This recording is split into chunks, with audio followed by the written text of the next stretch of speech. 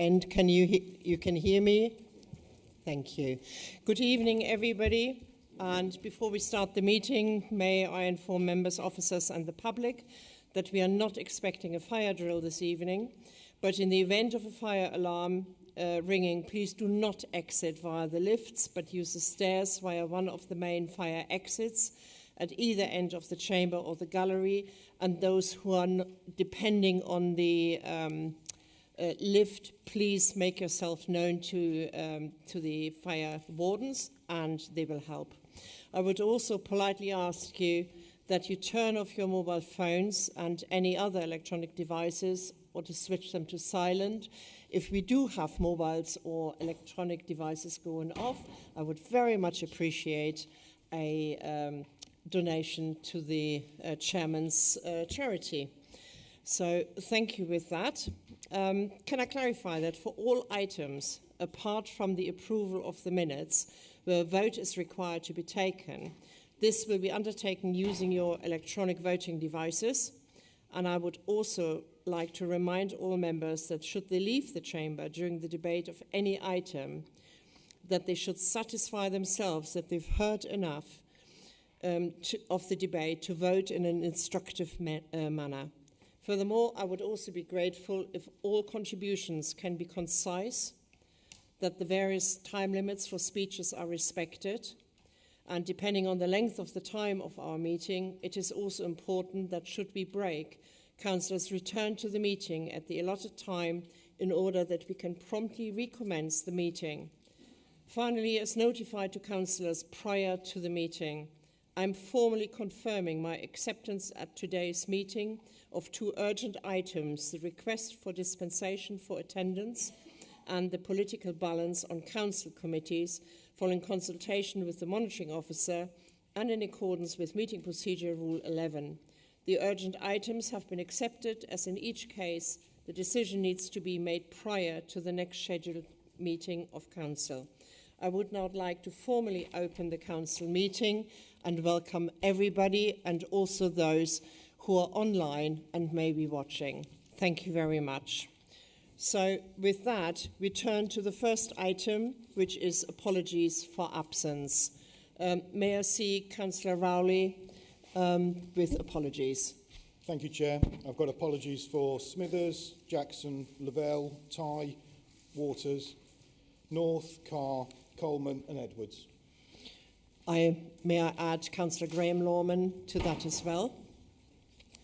And may I see Councillor Simon Riley, please, for the Labour Group. Yeah, evening, Chair. We have Councillor Colquhoun, Councillor Sims and Councillor Zoe McGee. Thank you. Thank you very much. And Councillor Emily Fedorovich, please. Oh, thank you, Chair. I have apologies from Councillor Tubbs. Thank you very much. Thank you. Councillor Sedwin Brown, please. Thank you, Chair. There are no apologies from the Independent Alliance Group. Thank you. Thank you very much. Are there any other apologies to be recorded that were not mentioned? Councillor Riley? Could you please stand up when we speak? Thank you. I do appreciate no problem. that. Councillor Watts as well. Thank you. Any? Councillor Rowley? Sorry, Chair, I missed Councillor David Brackenbury. Thank you very much. That concludes, I think, our apologies. Minutes of the meeting held on the 29th of August 2024. Do I have any comments, or are you in agreement with the minutes? Any omissions? If you just bear with me for a second. Oh yes, sorry, I had found some information on there. So on the minutes, I would like to clarify there will be an amendment to the minutes that I have asked for. Councillor Fedorovich and Councillor Griffith were both present at the last meeting rather than have given their apologies, and Councillor Kirk-Harrison gave his apologies rather than being present, and Councillor Prentice gave his apologies, but these were not listed. So our apologies that those apologies were missing. With that, can I have a show of hands, please, in agreement of the minutes to be approved? That is carried. Thank you very much.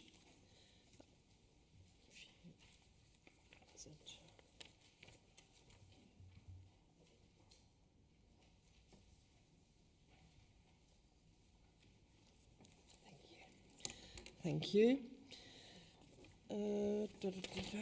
Right, we have now declarations of interest. Do I have any declarations of interest on the items in front of you? I don't think there are any tonight.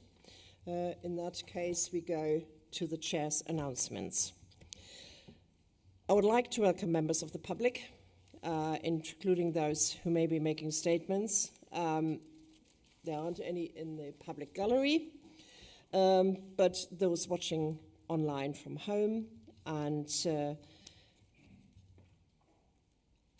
I would like to invite on this occasion the Deputy Leader to welcome our latest addition to the Council, Councillor Helen Howell, please. Thank you, Madam Chairman. So, Madam Chairman, in the absence of Councillor Smithers and with his full support, we are delighted to welcome to this council our newly elected member, Councillor Alex Evelyn, for the Burton and Broughton ward following the by-election last week. Alex brings a wealth of experience to the role and we look forward to working with him. I think you'll all agree that a truly positive campaign based on facts and truth and listening to residents has reaped the rewards with a storming result. This victory just goes to show that the tide is definitely turning. This Labour government needs to start listening to the residents. 100 days of utter chaos they will accept no more.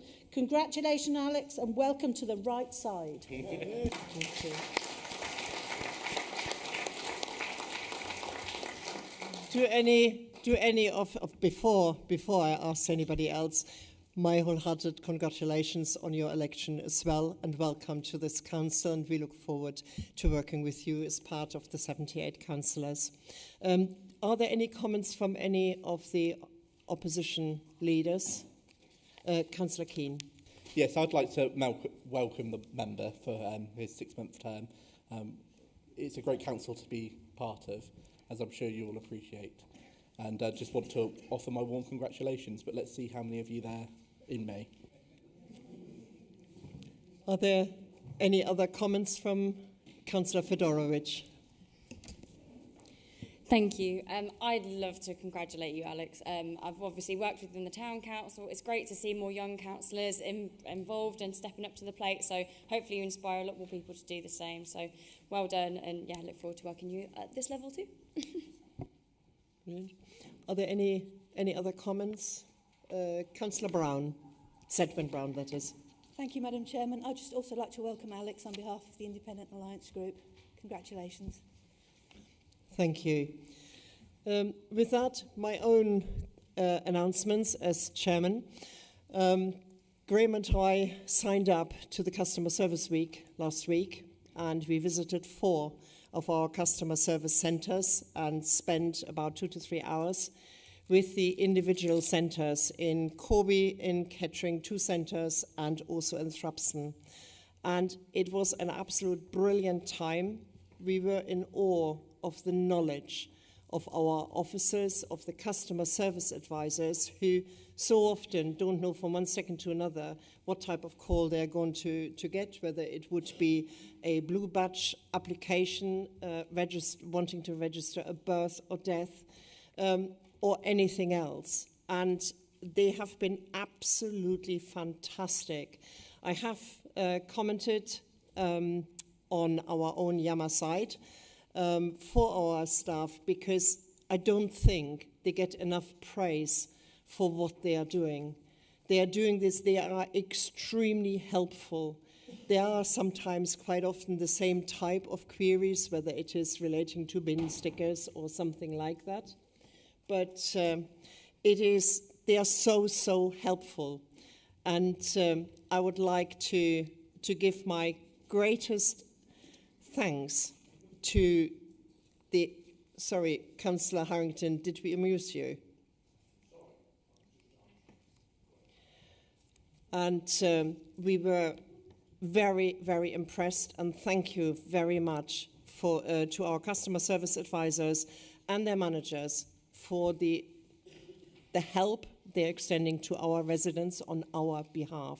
So a huge thank you is in order to them. I have been very, very busy, and very few days that I've been, I have ventured out to Kettering and shared a meal with Councillor Keane, which wasn't done before. We had a really, really good time because I opened a restaurant in Kettering, and we just had a good time, and I thoroughly enjoy and feel it's a privilege to be the representative of North Northamptonshire wherever we've gone, and we've seen so much. So with that, may I turn to item 5, the leader's announcement, if there are any. Madam Chair, no, mine was Okay. exactly, yes, so no, thank you. That is fine. Thank you very much. We go to item 6. The public participation, and I confirm there are no public statements that have been received for this meeting, but we have received a public question, and the public question is from Ms. Julie Heron, who is unfortunately unable to attend the meeting, so as a question and answer has been circulated to you all, is now published on the website. I shall take both as read. I can confirm that I've had no petitions received on this occasion. And we turn then to item 7, the executive presentations. There are none. And the request to vary the order of business tonight on the agenda. There's a request to vary it from on the agenda from Councillor Helen Howell. If you wouldn't mind to move that, please. Thank you, Madam Chair. Under Meeting Procedure Rule 9.2 relating to order of business, I should be grateful if the urgent items, request for dispensation for attendance and political balance on council committees could be brought forward on the agenda for consideration immediately after item 9, which is Northamptonshire Youth Justice Plan 24/25, and prior to item 10, motions on notice. Thank you very much, Councillor Howell. I presume there's a seconder for this variation. Councillor Rowley. Sorry, Chair. Yeah, I'm happy to second that. Thank you. I confirm the request has been accepted with that. We will now move to the substantive items on the agenda, and I remind that the items being moved and seconded, you should register your wish to speak to open the debate using your microphone unit, please. So with that, we go to the first item. The North Northamptonshire Council Corporate Parenting Board Annual Report 2023-24, and seeking the approval. May I see Councillor Wendy Brackenbury, please, to present the report on behalf of Councillor Scott Edwards. Thank you, Chair. I'd like to present the North Northamptonshire Council Corporate Parenting Board Annual Report for 2023 to 2024.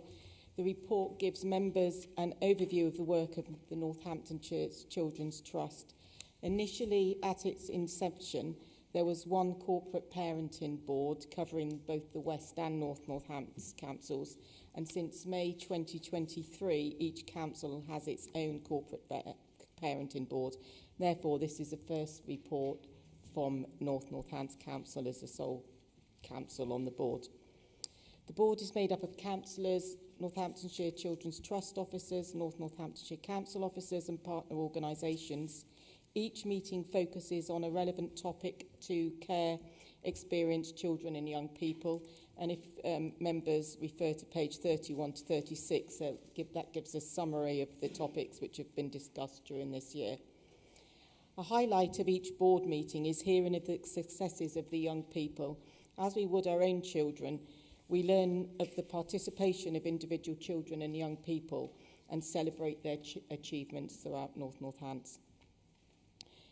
The corporate parenting strategy has 4 priorities, which are shown in Appendix 2, and they are live safe, be safe, fulfil potential, develop resilience, and enjoy good health and well-being. I'm sure members have read this, but if they haven't, it's really worth a good read. And I'd like to move the recommendation set out in 3.1. Thank you. Thank you very much. Please may I see Councillor Kirk-Harrison to second that proposal, that report. Thank you, Madam Chair. Yes, I'm happy to second this report. As Councillor Brackenbury rightly points out, is very well written. It is an interesting read, and I would recommend it. I have nothing to say on the matter at this time, but I do reserve the right to speak should the need arise. Thank you very much, Councillor Harrison. And with that, I open that up to debate. If there are any comments from anybody. Councillor Maxwell.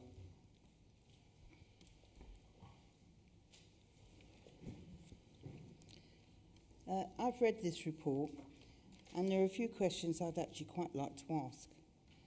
So first of all, it doesn't say how many children have actually been adopted. Sorry, yes, it is. Sorry. Councillor Maxwell, there was a fun.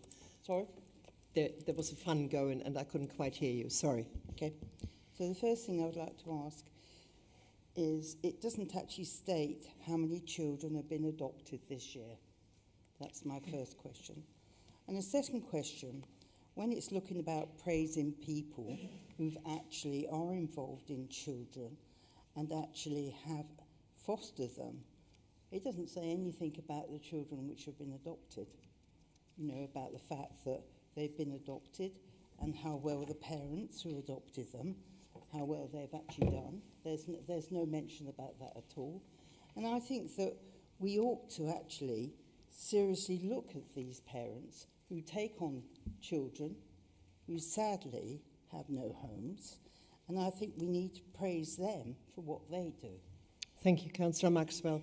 It's got to be relevant. I fully understand where you're coming from, but it's got to be relevant to the report. This is the report going back over our first year as a corporate parenting board and the Children's Trust. But I'm sure it will be noted. Thank you very much for your contribution. I have got no other speakers. Oh, yep, Councillor Howell. Thank you, Madam Chairman. I just thought I'd raise it now. Councillor Edwards, before he was unable to attend today, actually signed the Care Leavers Covenant today, ensuring that we are supporting care leavers and those with experience of care in everything that we do. We are looking at more apprenticeships within the council to support care leavers. The trust already has some apprenticeships in-house. Housing and accommodation is a high priority for us in supporting care leavers, and we are working with the housing team to secure this. We are also pushing forward with a drop-in centre for people with experience of care in the north. Corporate parenting is everybody's responsibility, and we all have contacts that we can help and support. So I just welcome this report, Madam Chair. Thank you very much. Thank you very much, Councillor Howell. Councillor Hakewell. Thank you, Chairman. Just really, when there are a few speakers, but I think it does deserve to be said, the amazing job that foster carers do. And I think we should lay on the record, not just on the papers, our praise and our appreciation of what happens there. And equally, I think Prince William was talking over the last couple of days, well, his father's up there, was talking about the whole issue of homelessness. And obviously children in care, or not so obviously, very often face that.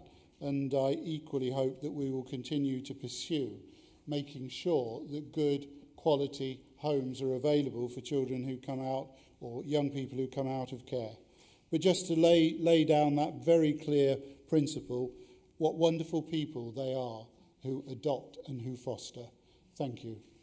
Thank you, Councillor Hakewell. I think we all agree with your comments relating to the wonderful people foster carers are. And I sit on the corporate parenting board, and that we have a foster carer there who participate in that board as well. And it's absolutely amazing and outstanding work they do, and very selflessly. Councillor Annalee. Thank you, Chair. Just in response to Councillor Maxwell, I think on page 44, there is on the scorecard, it does say number of adoption orders granted, 7 in December, bring the year to date 2021, so I think it is in there. And yes, as a corporate parent, I do feel a little bit uneasy. I trust our officers are doing an amazing job, but I feel I don't really get to grips with it. I tried to make contact with a children's home in my ward, and Councillor Edwards kindly gave me contact details, but I didn't get a reply. I don't really know how we, apart from just one or two people from our group on the corporate parenting board, how we can do more as councillors to be involved, apart from bringing Easter eggs or Christmas presents. But thank you. Thank you, Councillor Lee. We actually, as Corporate Parenting Board, we had the opportunity during the last month to visit Russell House in Northampton, where we held our meeting, and we had the most fantastic presentation from young people of what they would like us to do, how we can help them, and a lot of those things were covered. And I'm quite sure if you perhaps pick up the phone to Councillor Edwards and see that he can help in that way, I'm sure people would welcome visits or contact with individual councillors. I have no other comments. In that case, Councillor Brackenbury, would you like to wrap it up? Sorry. Thank you, Chair. In response to Councillor... Sorry, Councillor Brackenbury, I'm wrong. Councillor Harrison reserved his right to speak. If I let you speak, he can't. Councillor Harrison, did you want to say something else? Thank you, Madam Chair. Not really, no, but I would like to echo the comments that have been made about foster carers. I mentioned the report was well written. I'd like to pick up on the final paragraph of the report that simply says, we would like to thank all of our children and young people for just being amazing. And that really does lend itself very well to the way in which the report's been written. It's extremely positive, and it tries to put the service in a very good light. So I'll leave it there. Thank you. Thank you, Councillor Harrison, for those lovely comments. And with my apologies, Councillor Brackenbury, your turn now. Oh, I thought I didn't get another chance. That's fine. Sorry. So, in response to Councillor Maxwell, yes, as Councillor Lee has mentioned, the number of adoption orders that were made the year to date, that will be to April, was 21 for 2023-24. I agree with Councillor Howell. We are all corporate parents, and we must do what's right for the children, experienced children in Northamptonshire. And I agree once with Councillor Hakewill as well. Foster carers and those that come forward to adopt children do an amazing job. And members will see in the report that there was a foster carers fortnight and foster carers awards evening. So that I know Councillor Scott Edwards attended. So again, I would like to thank all the staff and congratulate the achievements of our young people in care. Thank you. Thank you for those great comments, Councillor Brackenbury.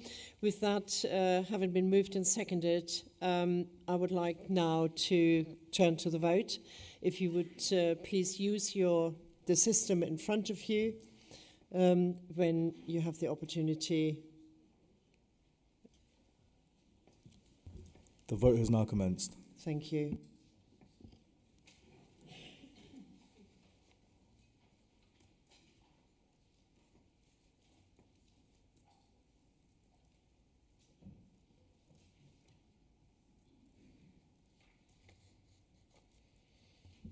There are 10 seconds remaining.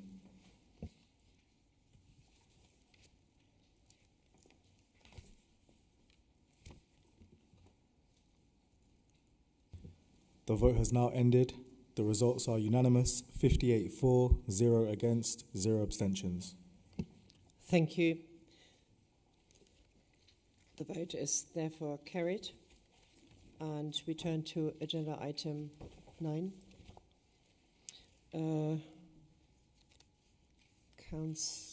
Councillor Jill Mercer. There you are. Sorry, I was worried for a moment I couldn't see you. if you would like to present and move the report. Of course, Madam Chair. Madam Chair, this is a statutory annual report which covers the performance of the Northamptonshire Youth Offending Service for the previous year, 23-24, and their plans for 24-25. I'll just draw out some points from it. The Youth Offending Service is a partnership with the local authority, the police, the probation service and the ICB. It's run by Northampton Children's Trust. The Northamptonshire Youth Offending Service is well respected nationally as an innovative service achieving good outcomes for children and young people. This report has to be sent to the Youth Justice Board and then to the Inspectorate, and then it goes on to the House of Commons Library. The priorities identified in the plan are reducing first-time entrants into the criminal justice system, recognising and responding to child exploitation and serious youth violence, and tackling disproportionality. In July 2023, I'll just say YOS, just for shortness, had an inspection by HMIP and were judged to be overall good with some outstanding elements. There had been a significant reduction in first-time offenders, and also the numbers of offences per person reoffending were down. This is largely down to the success of their turnaround programme, which was a Ministry of Justice funded early intervention programme. This has been expanded to include children in care. For the forthcoming year, the plan is to view children as children first, not just as offenders. All work should empower children to fulfil their potential and to promote diversion and take a preventative approach. The YOS inspection found that the voice of the child is clear and there's feedback given by the children at the end of their contact with YOS. Trauma Response Northamptonshire is a new pilot focused on tackling and treating trauma that many of our children are suffering from. The data indicate that up to 70% of children within the YOS are children in care or children in need. While this is only a pilot which started in November 23, once it's complete, they hope to continue it as a full project for 3 years. We are the only YOS in the country that offers this service. National priority areas include children in groups that are overrepresented. Girls have now become a priority as there's been an increase in girls committing violent offences. The number of children in care in the YOS is a concern. They represent 15% of first-time entrants and 74% of the top 23 offenders. There is to be a review of the reducing reoffending of looked after children protocol. Governance of this will sit with the Northamptonshire YOS Board and the Corporate Parenting Board. There is a joint protocol with the police and Northamptonshire YOS with 4 officers seconded to the service. This partnership offer was highlighted as good practice in the HMIP inspection. A lot of work goes into prevention and diversion. For instance, the Prevention and Diversion Scheme, which has seen a huge reduction in occurrence of offending, as shown in the graphs on page 98 and 99. Responding to exploitation is a priority. Last year saw the development of the Child Exploitation Hub, a new partnership to form a specialist service. The staff are trained to identify child exploitation. When children are taken into custody, there's something called the Golden Hour Protocol, where social services are contacted in the first hour to make sure they get the best possible care and whether accommodation will be needed for them. They have access to court listings nationwide, so any Northamptonshire children in court in other areas can also be helped with no delay. So the Council is being asked as at 3.1 to approve the contents of the Northamptonshire Youth Offending Service Youth Justice Plan 24-25 and to note Northamptonshire's Youth Offending Service priorities for 23-24 as set out in the plan. Thank you, Madam Chair. Thank you, Councillor Mercer. Please, may I see Councillor John O'Hara to second the item?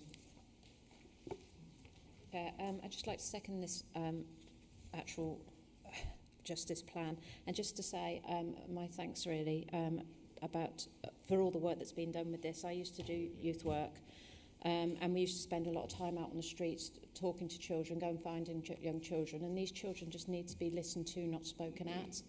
And I think that's imperative, and I think this plan is working towards that. And I think what's so important is the partnerships that we've built up and the work that we are doing, not only with the police and social services, but working with the parents, and we're starting with the parents and with the children and listening to the children and finding out what's going on at home and at school. And with everything that's going on in social media, I think this plan is absolutely amazing for the work that we have done with the children and the progress they're making. We ran a youth group for 9.5 years, and a lot of those children that came to us were referred to us from the police. And those children turned those lives around, and they are the young people that are going to run this country in the future. So thank you to everybody who's worked hard on this plan, and I hope to see the fruits of that for the children. Thank you, Councillor O'Hara, for those really great comments, and I'm sure they will be fed back via Councillor Scott Edwards to the panel. With that, do we have... Oh, yes, I have got Councillor Jim Hakewell to speak, please. Thank you, Chairman. Looking at 6.1 on page 58, it tells us that this report will be placed in the House of Commons Library. And I think as we're praising young people joining the council, we should also reflect that we've got some young and bright faces in the House of Commons who will no doubt go and have a look at this report as it's laid in their library. Just taking 7.1.2, we hear that statutory partner contributions from both North and West Northamptonshire, I'm assuming that is the first figure in brackets on 59, and that's 1.712452 million contribution from us. And I know, and I look at my colleagues on the executive because they know how I like to talk about scrutiny, but if you look at 7.6.1, this report has not been considered by Northants Executive Advisory Panel Future Communities, however one feels about executive advisory panels, but also consideration by scrutiny. This report has not been considered by the overview and scrutiny committees. Now, it's beyond me as to how you get something onto scrutiny. I'm still trying to do that with some things. But if we're spending £1.7 million as a joint contribution or whatever percentage, I'd just like to ask the portfolio holder why they don't ask for scrutiny's contribution into this rather than just receiving it as a report and posting it to Westminster. So why has it not seen any scrutiny, any input, other than the 2 or 3 minutes we get here to send it on its way down the M1? Thank you. Thank you, Councillor Hakewell. Councillor Fedorovich, please. Thank you very much. There's some really amazing work going on, and I think we all know that this really needs to be a priority. We've got quite a lot of issues with county lines in Northamptonshire, but one thing that really kind of came out to me was reducing first-time entrants. Page 68, this was reduced to one page, whereas some of the other parts of the report went on for multiple pages. And I was a little bit, what I would have loved to have looked into more, I think if it had come to scrutiny or been scrutinised in more detail, was how we're connecting with the youth clubs, how we are preventing, and what we're talking about prevention and diversion, but that doesn't seem to come through enough. We know that there's not enough for young people to do. They are left behind, and we do need to step up as North Northants Council and look at what we can do to fill this gap or support others to do so. And I don't feel that coming through in this report, not firmly enough. What are we doing to connect with youth clubs? Why can we set up more of these? We know that more need to be set up. We've got Northampton Town Council setting up a youth club, Burton Town Council setting up youth club. We need to be, if this is clearly in need, why are we not doing more to set more of these up or encourage town and parish councils to do the same? So I'd like to see more of this in terms of prevention and diversion and more youth activities, sports, arts, some of the things that we've already got going on, that needs to come through a lot more. So I think it's really, really good work, but I also think we need to look a lot more at the prevention and the activities that we're providing. Thank you. Thank you, Councillor Fedorovich. And Councillor Anslow, please. Thank you.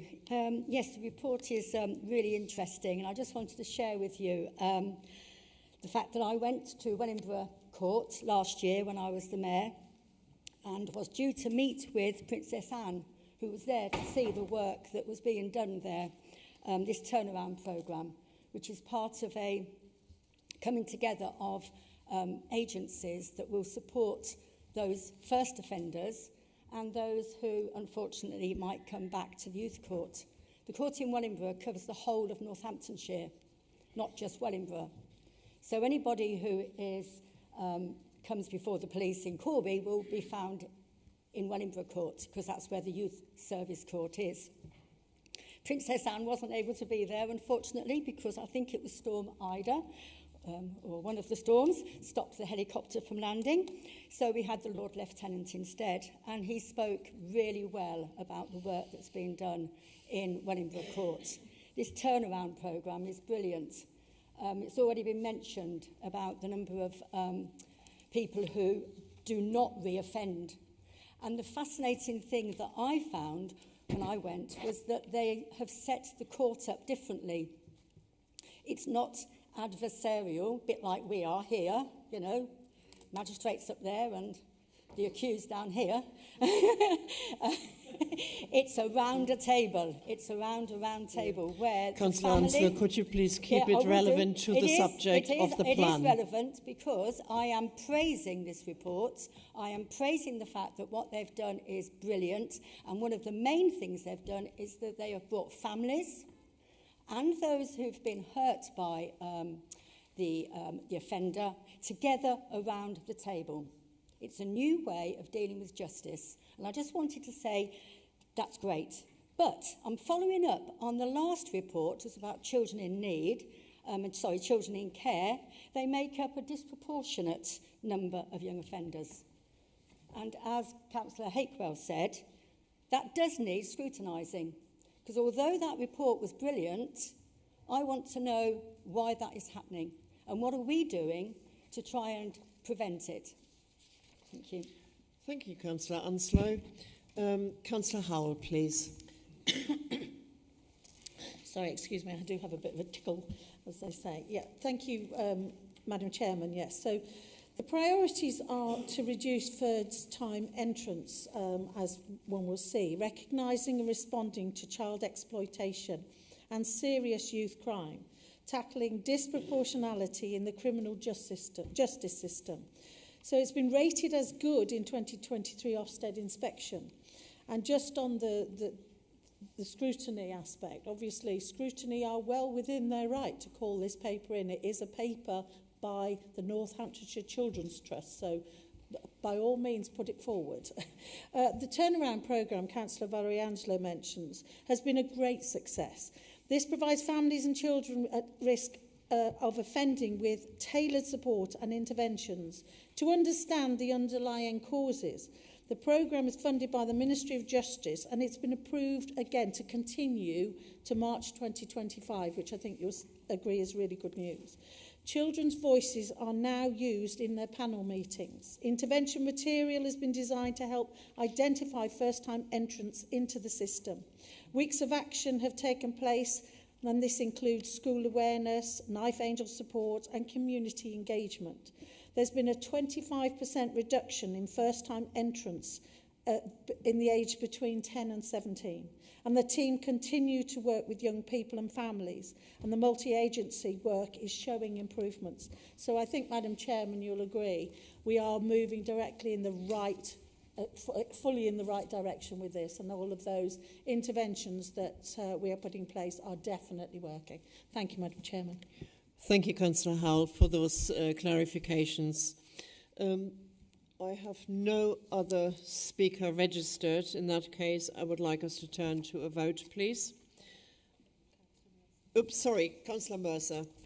My apologies that I forgot you. No problem. Okay, thank you for the positive comments from many people. Councillor Hakewell, yes, it shows that House of Commons, it's quite a high bar that it gets there. So I think that shows the importance of this report. So you're right with that. As Councillor Howell said, people can call things into scrutiny. You just talk to the chairman of the relevant scrutiny committee and it goes to the Scrutiny Management Board. As far as the sum goes, the 1.7 million, that is split according to 7.1.5, the percentages split there as other things are between West and North, according to our population. Councillor Fedorovich mentioned youth clubs. I think the thing is that although this is the work of the Children's Trust or the Youth Offending Service within it, it's not within their remit to go outside to youth clubs. Obviously, that's really good for other organisations to try and keep people off the street. And I have in the past had a lot to do with the Grand Northamptonshire, and they were doing lots of youth clubs. Their JAM project used to be keeping people out of trouble. So there are other organisations as well as this that do help to keep people out of trouble. Councillor Anslow, yes, it's a pity that Princess Anne didn't make that visit, but of course that shows how important this is and the good work that's been done, and particularly as you've highlighted, and Councillor Howe as well, this turnaround programme. It is also, you mentioned it's called, I think, Restorative Justice, where they get people together, and I've been to a conference on restorative justice, and it's quite moving to see that the perpetrators realising the effect of their actions. Yes, children in care, this is something that, and they are doing a review of that to look into that. But as Councillor Howe said, 25% reduction in first-time entrants is absolutely marvellous, and to listen to the children's voices as well. So I commend this report and the work of this organisation. Thank you, Councillor Mercer. With that, and I will move it to the vote, the speaker system will show your voting system in a moment. If you would kindly then take your vote. The vote has now commenced.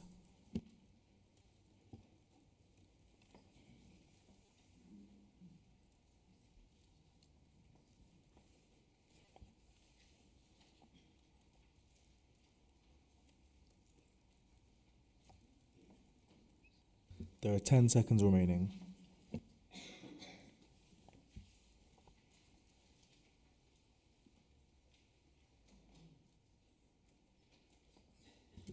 The vote has now ended. The results are unanimous again.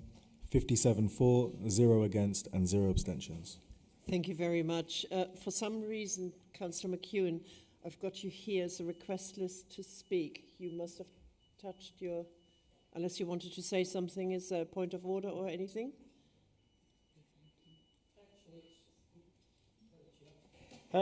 It's the councillor's question sent in. We're not there yet, Councillor McEwen. I know, but that's where I want to speak on. Okay, Okay. That's fine. That's fine. Thank you very much for that clarification.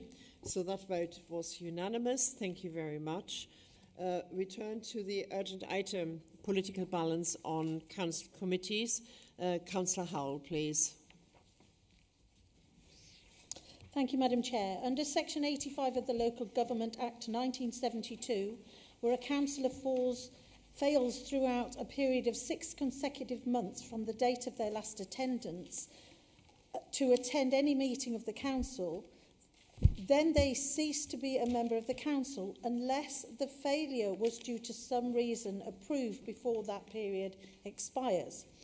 Where a councillor is suffering from ill health, then I believe it is our duty to protect that councillor from inadvertently falling foul of Section 85. A number of you will be aware that Councillor Malcolm Waters has been unwell for some time, last being able to attend a meeting on the 23rd of May 2024. I therefore move under Section 3.1 of the report that we grant Councillor Waters the requisite dispensation from being required to attend meetings for a period of 6 months from the date of this meeting. Thank you, Madam Chair. Thank you very much. Is there a seconder? Councillor Rowley. Thank you, Chair. I'm happy to second this and reserve the right to speak. Thank you very much. I presume we take a vote on this. Just a moment, please. Yeah. Is there anybody who wants to speak on this item? Councillor Keane, please. Yes, it's always sad when a councillor is unable to attend due to ill health. So I'd just like to offer my best wishes to Councillor Waters on behalf of the Labour Group. Thank you. Thank you very much. And I can confirm that on behalf of the Council, I have very recently sent a get well card to him. I have also spoken with his wife a couple of days ago, and he is not well, and passing on all our best wishes for speedy recovery. Councillor Eakins. Thank you, Madam Chair. I'd just like to say on behalf of Veronica and Malcolm that they're very much thankful for all the thoughts and wishes that we have for them. But I'd just like to take this opportunity to inform this council that Councillor Waters first became a councillor in 1983. And since 1983, some 41 years has been serving councils in Wellingborough and the villages and here, as well as NCC, with utmost integrity and selflessness. And I think that just needs to go on a record just to say how good and how he was, and that our best wishes and Godspeed for his best recovery. Thank you.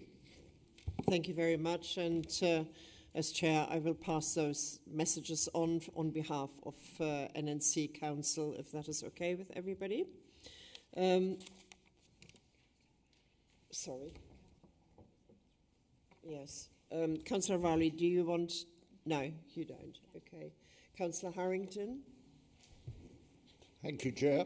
I'd just like to say that Malcolm Waters and I have been looking after the ward for a long time. I don't mind looking after things while he's ill. He's earned that right. He's been a councillor longer than I have. I've been a councillor 36 years, and I think he's 40-something. So he's earned that right, really. He's a nice guy. He is seriously ill, and I wish him all the best. Thank you. Thank you very much, Councillor Harrington, and I'm sure on behalf of Councillor Graham Lorman, who's the other ward councillor, it is with sadness when one of our members becomes so ill that they can't work, and it doesn't matter which party it is. We all need to work together, and I think Councillor Waters knows that he has got the support of Northamptonshire Council. With that, can we... Councillor Howell, would you like to have the final say on this, please? Yeah, thank you, Madam Chair. Yes, I really appreciate all the positive comments and appreciation from all sides of this chamber, Madam Chairman, and we wish Councillor Waters a really speedy recovery and a lot of goodwill to his family and his wife as well, Veronica. They're a lovely couple, so thank you, Madam Chair. Thank you very much. It will be passed on. I have no more speakers on this, so can we please take it to the vote? The vote has now commenced. Thank you.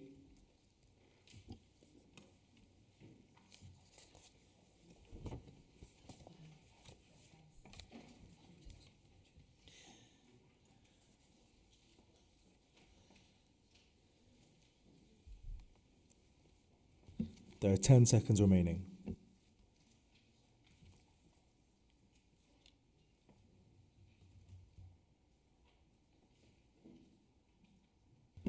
The results of the vote are unanimous, 58 for, 0 against and 0 abstentions. That's brilliant. Thank you very much, everybody, for that support. With that, the second urgent item, which is a political balance on the council committees. May I see Councillor Howell again? Thank you, Madam Chairman. Yes, so the Council must allocate seats on committees and subcommittees in accordance with the provisions set out in the Local Government and Housing Act 1989. Accordingly, this report sets out the revised political balance of the Council since it was last reported to the annual meeting of the Council on the 23rd of May 2024, and also following the Burton and Broughton ward by-election held on the 10th of May 2024. I'm not sure that date is right, Madam Chairman. You won it anyway. Yeah. It was last week, wasn't it? So I am pleased to move the motion set out. Thank you. So I'm pleased to move the motion set out in the report at Appendix A. Recommendations A to C, which covers the revised distribution of the seats on committees and the method for appointing to seats arising from the change. Thank you, Madam Chair. Thank you very much. Councillor Howell, is there a seconder, please? Councillor Rowley. Thank you, Chair. Happy to second and reserve the right to speak. Thank you very much. Are there any speakers on this item? No, not yet. Everybody is silent. Did you want to say something else? No, Councillor Rowley. Councillor Howell, did you want... No, Madam Chairman, No. just let's go to the vote, Okay, I think. we'll Thank move you. to the vote then in that case, please.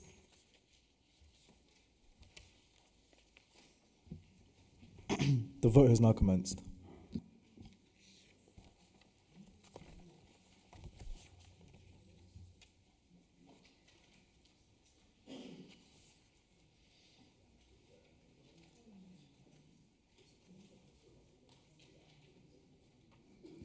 There are 10 seconds remaining.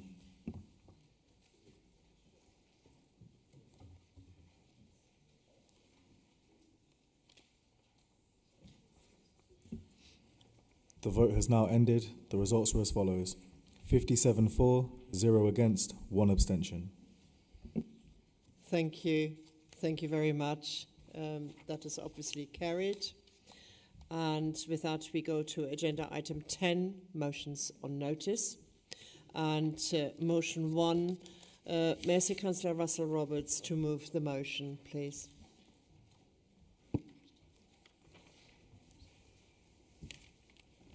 Thank you, Madam Chairman. I'm very honoured to be proposing this motion tonight. I'm assuming everybody has read it and had the chance to read it. The decision to block winter fuel payments for pensioners who do not receive a certain benefits, such as pension credit, will impact many people. A report conducted by the charity Age UK confirms 4 in 5 pensioners living below or just above the poverty line will now lose the payment. It is forecast that around 57,000 will be affected in North Northants alone.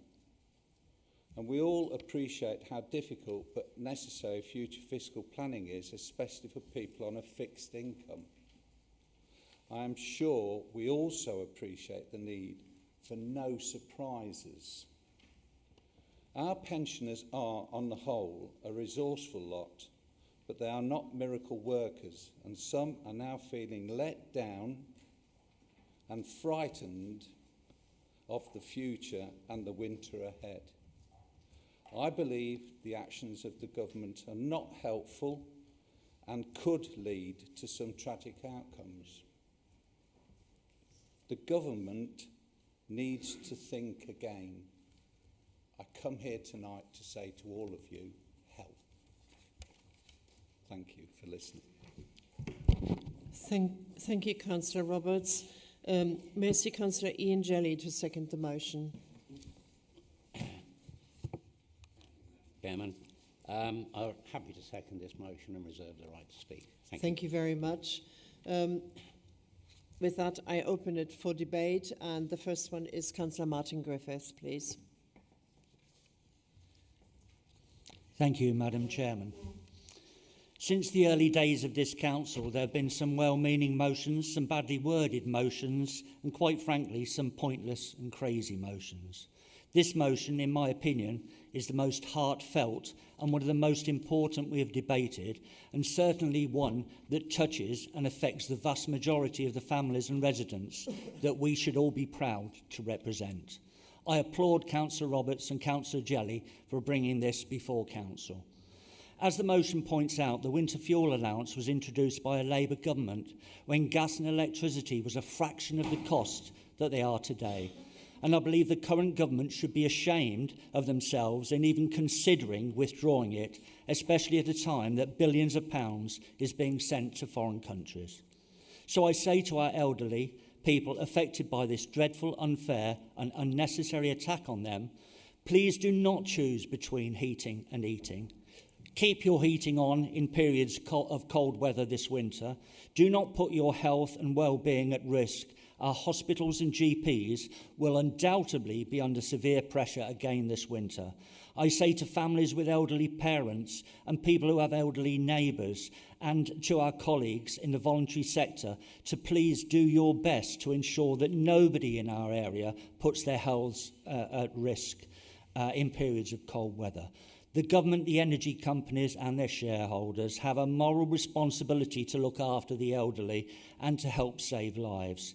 Pensions have already contributed to the wealth of this country. They are the ones who have to budget well to survive, many of them on far less than the minimum wage. Politicians of all parties would do well to learn from the examples set by our elderly instead of targeting them. So in conclusion, I fully support this motion, and I urge all members, including members on this side of the chamber, who have privately voiced their concerns to me with its withdrawal, to be brave and support it and send a clear signal to the elderly people and their nearest and dearest in North Northamptonshire and the government that we are a caring and principled council who respect our elderly. Thank you, Madam Chairman. Thank you very much, Councillor Griffith. The next speaker will be Councillor Helen Harrison. Thank you, Madam Chairman. Previously, Labour said that a policy of means testing the winter fuel allowance will be responsible for causing the deaths of around about 4,000 elderly people. During the general election, they said they would not enact this policy. In fact, they went out scaremongering and said that the Conservatives would enact this policy, which we were not going to do. Having said all of that, having claimed that this policy would cause the deaths of around about 4,000 elderly people, they have now completely reversed their position and decided to go ahead with it anyway. They're now distancing themselves from that prediction of 4,000 deaths as a result, a direct result of this policy, and yet they are refusing to carry out an impact assessment. So they can't possibly know what the impact of doing this is going to be. I just hope we have a very, very mild winter. Now, it's quite clear that we can't rely on our members of Parliament for Wellingborough and Rushden, Kettering, or Corby and East Northants, because they have meekly agreed to this policy. So I beg everybody here in the chamber today, it's down to us. Our MPs are not going to stand up. They are not going to fight against this policy. They are going to sit back. They may well disagree with it, but that makes no difference. Their job is to scrutinise government and hold it to account, but they are not doing it. So it's our job. And I beg not only the members on this side, but our Labour councillors to join us. There is no shame in disagreeing with the government, even if it is a Labour government. So please, let's all get together, agree to this policy. I know many councils around the country are doing the same. Every single letter that goes to the Prime Minister and the Chancellor of the Exchequer will, I believe, make them think again, because we've got a really important fiscal event coming up. And if we can just make them see the error of their ways and change that policy, we will have done something really worthwhile. So please support this motion. Thank you very much, Councillor Harrison. Councillor Fedorovich, please. Thank you very much, Chair. A number of times before, Conservative councillors in this chamber have said it's not our job as North Northampton Council to lobby central government. So I can't imagine it's the change of government that has anything to do with this new change of principles, but I'm sure members of the public will be able to make up their own minds on that one. However, I personally feel that it's our duty to discuss, to lobby, to influence, to use all the powers at our disposal on behalf of our residents, to make their lives better in every way that we can, and to look at the merit of the proposals in front of us, as should always have been the case. I would very much like this noted in the minutes that the Conservative group now feel it acceptable for NNC to lobby government from this point forward as outlined in their motion. Thank you. Councillor Howell, you were very passionate about the difficulties people are going through right now, and I couldn't agree more. However, I do want to also say that much of the poverty and energy insecurity this country is facing is a direct impact of the previous Conservative government's decisions and people living in conditions that are not fit for purpose. However, we're looking at this motion that sits before us, and that is what we should be always doing, what the proposal is. And I agree that winter payments should not be cut, and that our new government should be looking at smart ways to generate funding, such as a 1% tax on the richest 1% and taxing the most polluting companies. There are different ways of doing things, and I appreciate that our government is tight for cash, but I think they should be looking at alternative routes and not be hitting people at a time when it's already a very, very, very difficult time for living. Thank you. Councillors, can I please remind you to stick to the wording of the motion, please, and debate the motion that's in front of you? Thank you very much, Sanjit. The next one is Councillor Maxwell.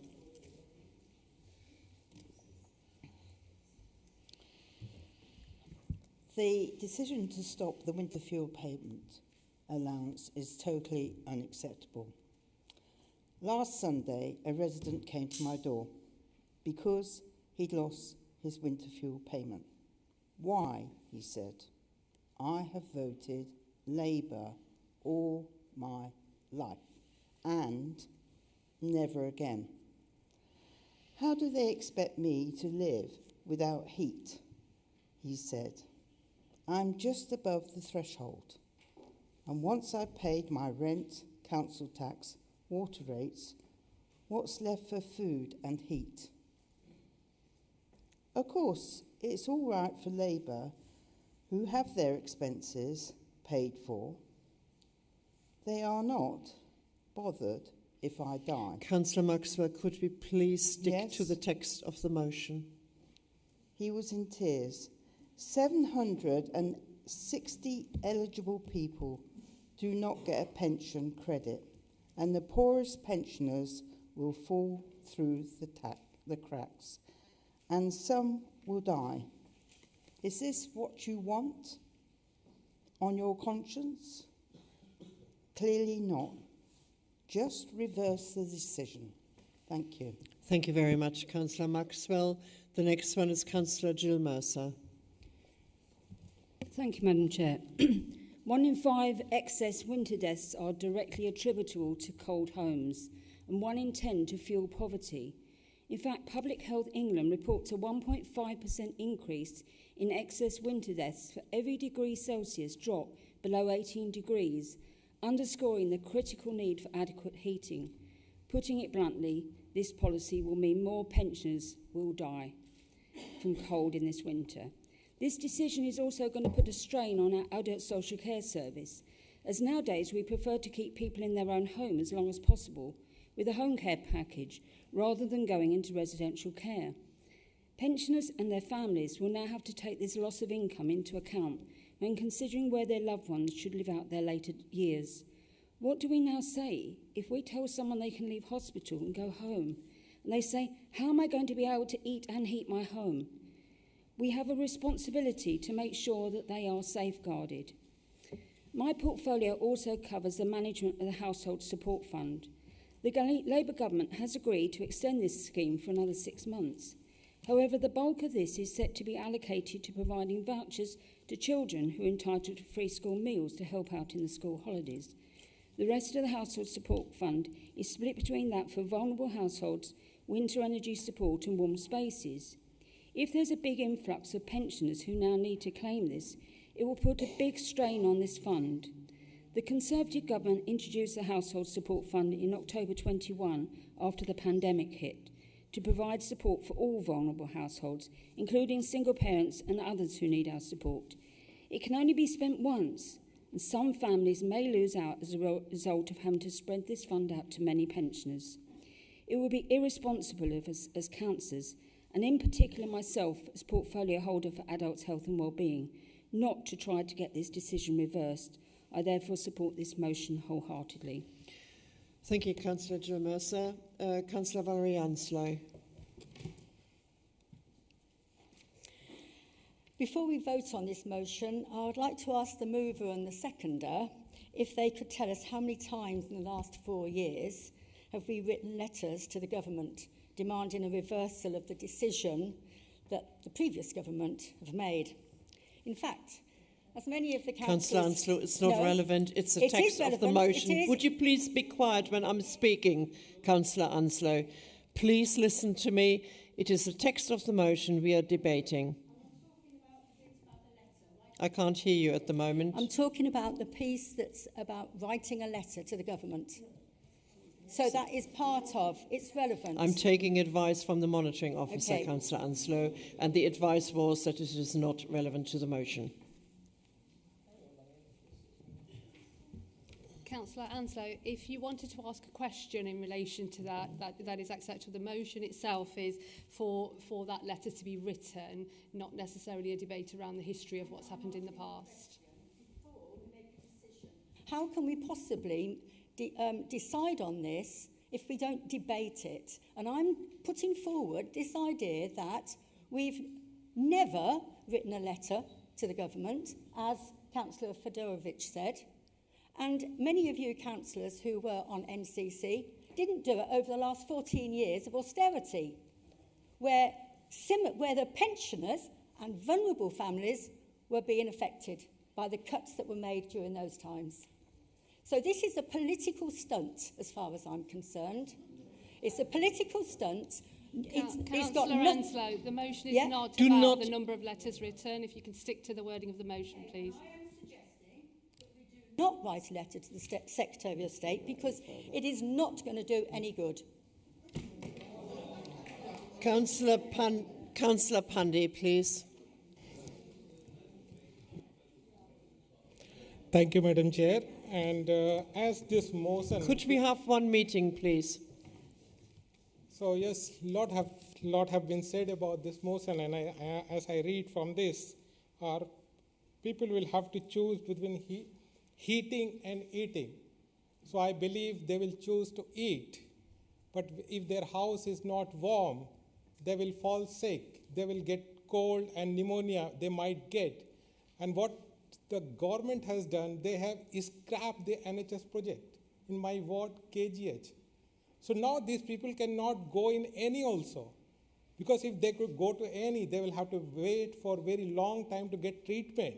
So in the way central government is saying, these pensioners are not welcome. They're not welcome in this society anymore. So,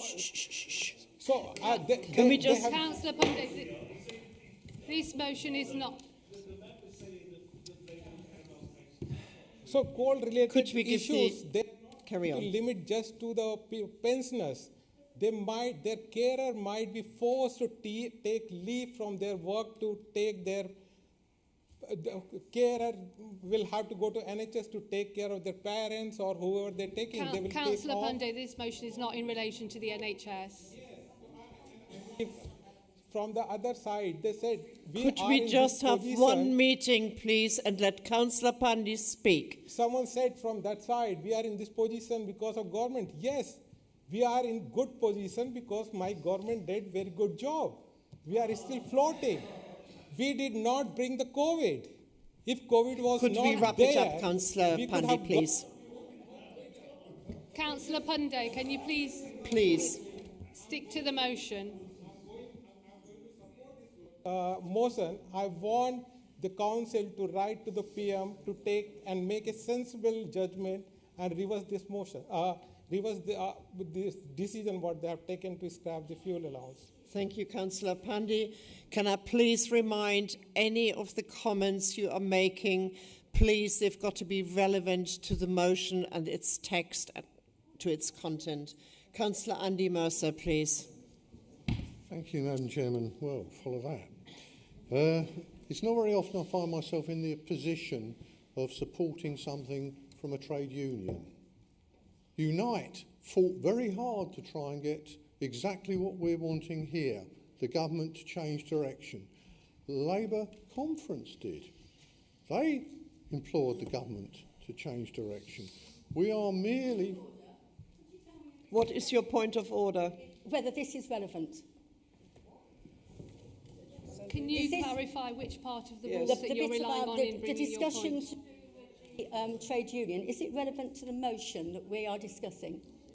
The point that Councillor Mercer is making is in relation to the support for the motion that's in front of us in relation to So we're Winterfield, allowed to that it's discuss supported it by the trade unions.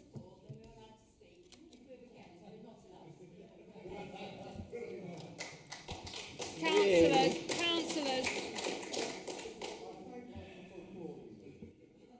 Continue, Councillor Mercer. I'll continue what I was saying. The amount of money involved in this is less than 0.2% of the government's budget. That's a rounding error. It would not do the government any harm to admit that they made a mistake about this and to listen to the letter that we have written and which many Labour groups have written, saying that you've made a slight mistake. Everybody's human. I don't want to see this getting too nasty. I just want people to be safe. It was a Labour group in the House of Parliament in 2017 who said that removing this allowance would lead to around 4,000 extra deaths a year. Now, I don't want that on my conscience. I'm surprised anybody does. So please support this motion because it's something that your conscience tells you should do, everybody. Thank you. Thank you, Councillor Mercer. Councillor John Curl, please. Thank you, Madam Chair. I 100% support this motion. As a society, our treatment of the elderly reflects our values and priorities, supporting pensioners, particularly through measures like winter fuel payments. It's not just an act of charity, it's a fundamental social responsibility. Pensioners have dictated their lives to building the communities we live in today. They have contributed to the economy, paid taxes and raised the next generation. It is our duty to ensure that their later years are filled with dignity and comfort. Removing winter fuel payments not only jeopardises their well-being, but also sends a troubling message that we are willing to neglect those who have given so much.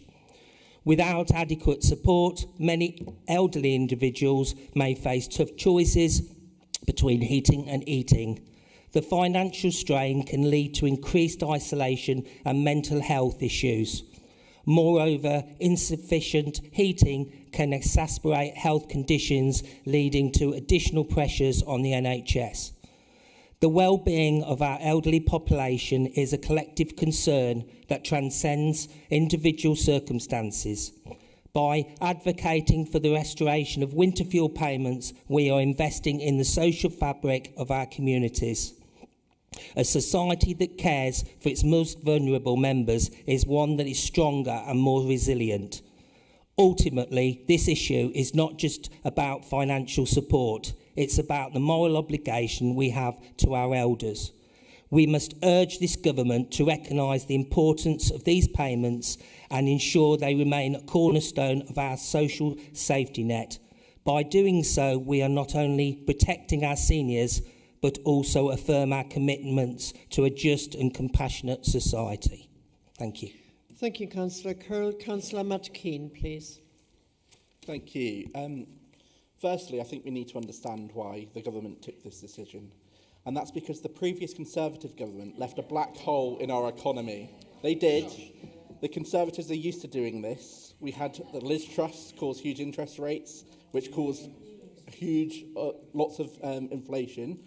And the members opposite were some What of the is very your point same of order? Just a second. What's your point of order, please? This is not speaking to the motion. He's talking about the previous government, which Yes, has nothing to do with this motion. I'm talking. Sorry, the motion says the Labour government's decision to block Yes. the winter fuel payments for pensioners. I need to explain why they had to make that decision. Please carry on. So, now the motion states that this will affect the health and well-being of our poorest older residents. This is not true. Everyone was entitled to the winter fuel allowance, even those that are the very richest. People like Sir Richard Branson, Alan Sugar are entitled to this. It's absolutely crazy to be given benefits to millionaires. I don't want to see any struggling pensioner being denied help, but the government shouldn't be chucking cash where it's not really needed. So the government will means test this, and by means test, we should assume that those who don't have the means will get it, and those that do have the means, they won't get it. So our poorest residents will still get this.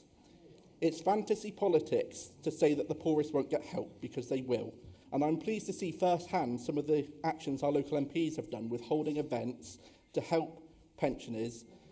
They've invited charities to help pensioners apply for other benefits, including the Household Support Fund. Now, the government has provided £500 million to extend the Household Support Fund, but the motion states that 44% of pensioners are entitled to pension credit are not claiming it. I would like to know what Northamptonshire Council has done to help encourage the uptake of this. Because before writing to the Prime Minister, they should have been doing what councillors are here to do and helping residents access this money. I've looked at other councils like North Devon, who have been proactive in this. They've contacted residents who are not over the threshold to access the Household Support Fund. So if NNC truly wanted to help the poorest pensioners, they would be doing all they can to help encourage the uptake of the Household Support Fund and not just play gesture politics. They should also own the fact that they played fast and loose with the economy. This government will fix the foundations, and in these circumstances, it's only right that winter fuel payments are targeted at those in the most need and not those who are millionaires. The ones in the middle should be helped by this council to help access the funds that the government have already set aside. We should be reaching the many pensioners who could still benefit from this year's winter fuel payments, because it's the Tories that failed the economy, it's the Tories that failed the country, the Tories that failed the county, and now it's our residents that are being failed by their own inaction. Thank you very much, Councillor Keane. The next one on the list with this maiden speech is Councillor Alex Evelyn. Thank you. If you can indulge... Thank you. And if I can indulge the Council for 30 seconds, I just want to thank everyone for making me feel very welcome this evening, and I'm looking forward to getting involved with Council Life, but also representing the residents of Burton, Broughton and Pytchley.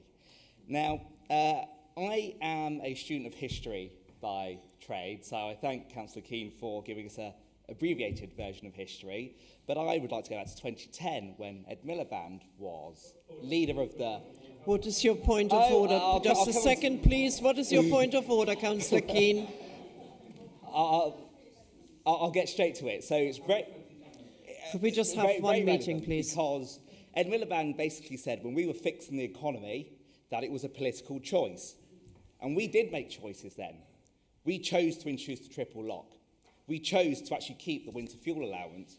We also chose to give some of the poorest people in our society the chance to actually have warm homes. I mean, holding events are all very good, but holding an event doesn't keep people warm. But Labour in 100 days, they've chosen to take away the winter fuel allowance, and that is therefore hurting 17,500 pensioners in the Kettering constituency. So, but they've also chosen to pay off their union paymasters, who have also got a very good pay rise. So what I would say that we need to support this motion, and we need to send a very clear message that pensioners are looked after here and that we do care for them. Now, I think it was Councillor Angelo who said it's not going to do any good, but I think we saw how good it did in the last by-election with 260 votes. But what I think we need to do now is actually have a recorded vote on this to see the will of this council. Thank you, Councillor Evelyn. You want a recorded vote? Okay, thank you. We have got more speakers, I'm afraid. The next one is Councillor Elliott. Councillor Prentice, sorry. Yeah, thank you, Chair. Just like to congratulate Alex on his first speech at full council and welcome him here to this chamber. This motion is brought forward in an attempt to convince us that this administration cares about its residents' finances. Yet, every year since NNC is formed, this administration has increased council tax by the maximum amount allowed. This administration has introduced a yearly fee to have your garden waste collected, and this administration has overseen the payment of millions of pounds being spent on legal fees. Could you come back to the motion, please, and its contents? We could hear a speech without being interrupted, if I'm honest with you, because I am trying to get to a point. At the same time, this administration does continue to shortchange residents. The streetlights are too dark, and the failings of the highways continue to blight this council. I'm getting there. You can talk through the chair, Councillor Prentice, and do not talk to me like that, please. It's disappointing that we're being asked to debate national issues rather than address what can be done locally to assist residents. This motion states that 44% of pensioners entitled to pension credit do not claim it. So what has been done by this administration to support those residents? And if you can give us an answer, that would be fantastic. Perhaps whilst the leader is busy writing to the Prime Minister, the leader of this council is busy writing to the Prime Minister, he could also write to pensioners, offering them advice on how they can obtain this assistance. Thank you. Thank you, Councillor Prentice. Councillor Kevin Watt, please. Thank you, Chair. I have some sympathy for the Labour bench opposite, because you never voted for this policy. You weren't expecting it. It's come out of the blue, and it's really affecting you. I'm not sure whether Rachel Reeves is a treasurer or an astronomer. She's found more black holes than Stephen Hawking's. And this particular black hole has got nothing to do with our work previously, but everything to do with massive pay rises for her union buddies and £11 billion for Ed's overseas climate aid. Now, Elliot, as you've alluded there, 44% of pensioners eligible don't claim this. So that's 880,000 pensioners nationally, 57,000 in North Northants. If they do claim it, it's an average of £51 a week, and it will only take 565,000 pensioners to wipe out this £1.5 billion saving. That's without adding the winter fuel allowance, which they'll get as well. But really, the Treasury estimates only 95,000 pensioners will actually claim. That's their estimate, official estimate. But the evidence is different from that. In the 5 weeks since the announcement, only 4,000 extra claims per week, so that's 20,000. And at that rate, it will take over 4 years for all of those eligible to claim it. The truth is, Rachel Reeves has been advocating means testing winter fuel allowance for 10 years. And her eagerness to hit millionaire pensioners, as you've alluded, they've forgotten about those on the cusp, those that just miss out. And they are likely to be Labour voters. Could you wrap up, please? Your discussions on the doorstep next May might be difficult, Matt. And I think you might have to take something along with you to cheer those people up. And what better than some pictures of some solar panels in Africa paid for by their winter fuel allowance? I will be supporting this motion. Thank you. The next speaker is Councillor John McGee. Thank you very much, Chair. I've been looking forward to speaking because it seems like down this side is being dictated to what we can and cannot say. This should be an open debate, and to have an open debate, Chair, you have to understand, I think it's true, and I'm entitled to that opinion. Other people on this side think it's true. They're entitled to that opinion, Chair. It's not a dictatorship we should have here, it's an open debate. And to debate a motion like this, you should be able to understand the context behind it. But we're not allowed to talk about that. We're not allowed to talk about the Tory government that cut us through austerity, local government by 60%, where we took services away for social care, stripped them practically. We stripped away all the youth clubs. Councillor McGee, could you bring it back to the text of the motion? Back to that, Chair, but you've got to understand the context of where this Tory government left billions of debt and for this country. Could I repeat to bring it back to the motion and the contents of the motion, please? What is your point of order, Just a second, Councillor McGee. What is your point of order, please? Virtually nothing that Councillor McGee has said is relevant to this motion. He's made various accusations, which I would dispute, I might add, but I'm not allowed to say that. Point of order has to relate to a procedure rule. You've had the opportunity to speak on the motion, and we've addressed that. Yeah. So, Councillor McGee. Thank you, Chair. I've been here too long to be dictated to and been told what I can and can't say at full council on a debate. You've got to have context so you don't get down to the story. So we're not going to fall for your political games. We're not going to do that. You have cut the pensioners through austerity, through social care for decades now. And you want to try tricks like that now. Well, we're not falling for that. I was speaking, Chair, if I may, going back to the motion itself, I was speaking to people in my area, and they were actually saying to me, what, millionaires get this too? That can't be right. We should be looking at where it's capped, and they're talking to us about that, and I'm sure that discussion will happen where it should happen, in national government, not here where we should be helping people locally. And that debate will happen there. So what we're trying to do here is play wee daft political games because you're not in government anymore, and you think that will help you in the election next May. And we'll wait and see what happens then too. But we'll still be talking. We'll still be talking to our residents and helping them instead of playing silly games. Thank you very much, Councillor McGee. Councillor Annalise, please. Thank you, Chair. Well, it is a question, what has this council been doing to highlight to the 44% of pensioners that weren't claiming a pension credit that it was available? I don't think we have been doing anything. This council has reduced funding for community centres and public toilets, which affects older people. Why not follow the advice of the Centre for Ageing Better and declare this council an age-friendly community to support our pensioners, help them claim what they're entitled to, and use this in a positive way? Otherwise, it will be considered as a stunt, what you're pulling here. Thank you. Thank you, Councillor Lee. Councillor Wendy Brackenbury. Thank you, Chair. A lot of what I wanted to say has already been touched on, so I'll be fairly brief. I fully support this motion. I think that we should call upon the leader to write to the Prime Minister and Chancellor of the Exchequer, asking them to reverse the decision to stop winter fuel payments for our pensioners.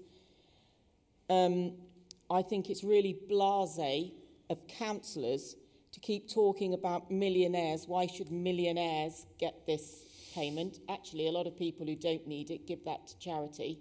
But it was the Labour who actually said that means testing this policy would cause 4,000 deaths. And I think it's shameful if we don't show concern for those people in our area that fall through the cracks, that are just above, those in the middle that will not receive this benefit, and who then do cut their heating when they really need it. So I think that's shameful, and I fully support this.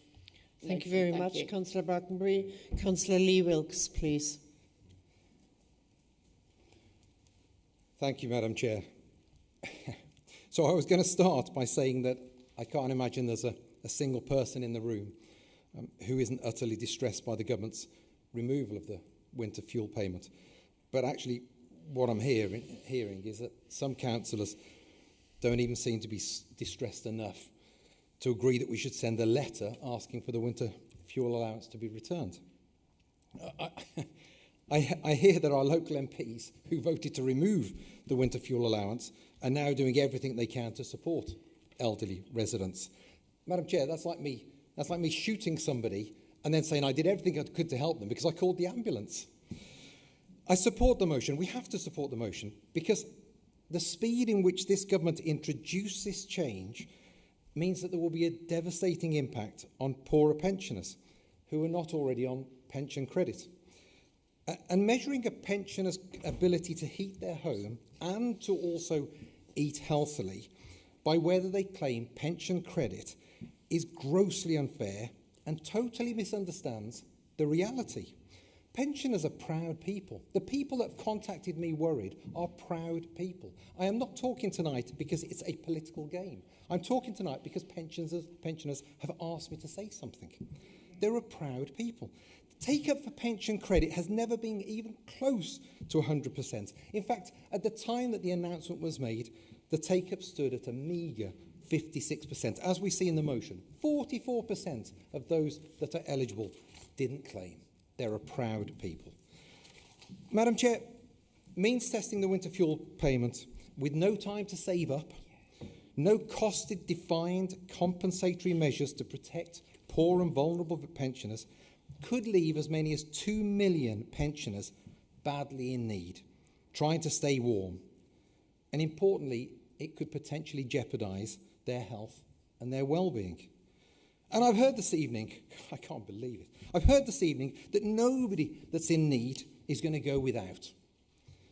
But those statistics, Madam Chair, of 2 million pensioners being in need, they weren't my words. They're Age UK, a company that have dedicated their entire existence to defending elderly residents. And yet, some councillors seem to think they know better than Age UK. So in summary, Madam Chair, not only do I support this motion, and I desperately wish we didn't have to bring it in the first place, I'm going to implore my colleagues across the chamber, really, for once, let's put politics to one side. I've heard the...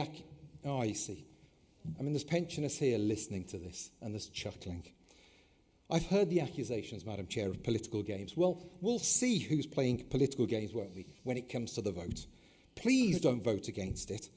And also, don't weaken the request by sitting on your hands and abstaining. Our elderly residents, those that have contacted me and asked me to speak, our elderly residents really do want to see us come together and help them. Thank you very much, Councillor Wilkes. The next one is Councillor Jonathan Eakins. Thank you, Madam Chair. We've heard a lot here tonight about he said, we said, she said, I said, you said, and it doesn't actually mean anything. It's just a waste of breath. What we have to do is go back. In 2015, I stood to be a councillor. And as a councillor, I took an oath. And that oath was based on the 7 Nolan principles.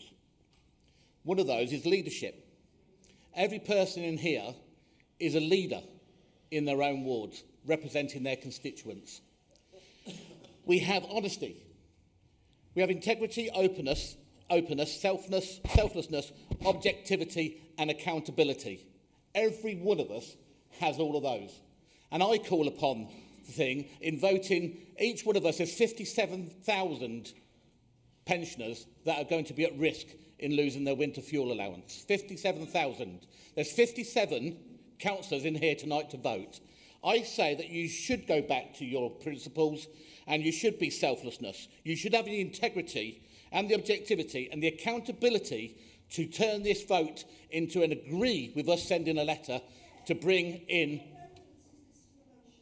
Well, there you go. That's exactly what I'm saying, Chair. There is no integrity, there's no honesty, and there's no openness.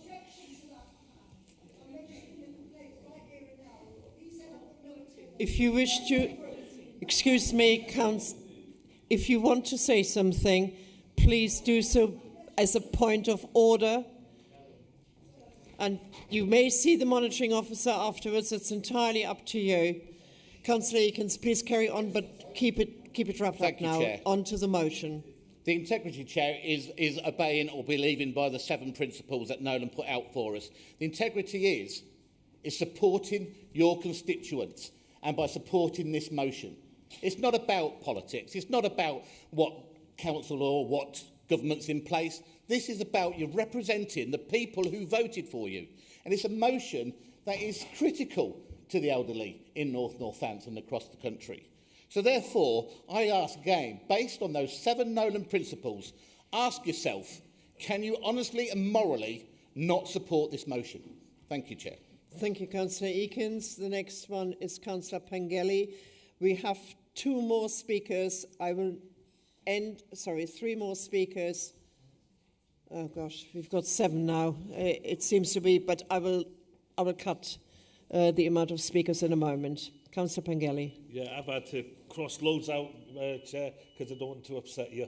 So I'm going to start now, and it really confused why Councillor Watt and Councillor Evelyn, is it, the new councillor, called junior doctors... Councillor Pengelly, I'm here when you're speaking to the chair. Junior doctors, union barons, because junior doctors got a pay rise, and they're calling it. They're saying that the junior doctors shouldn't have got a pay rise. Strange, but you'll have to live with that comment.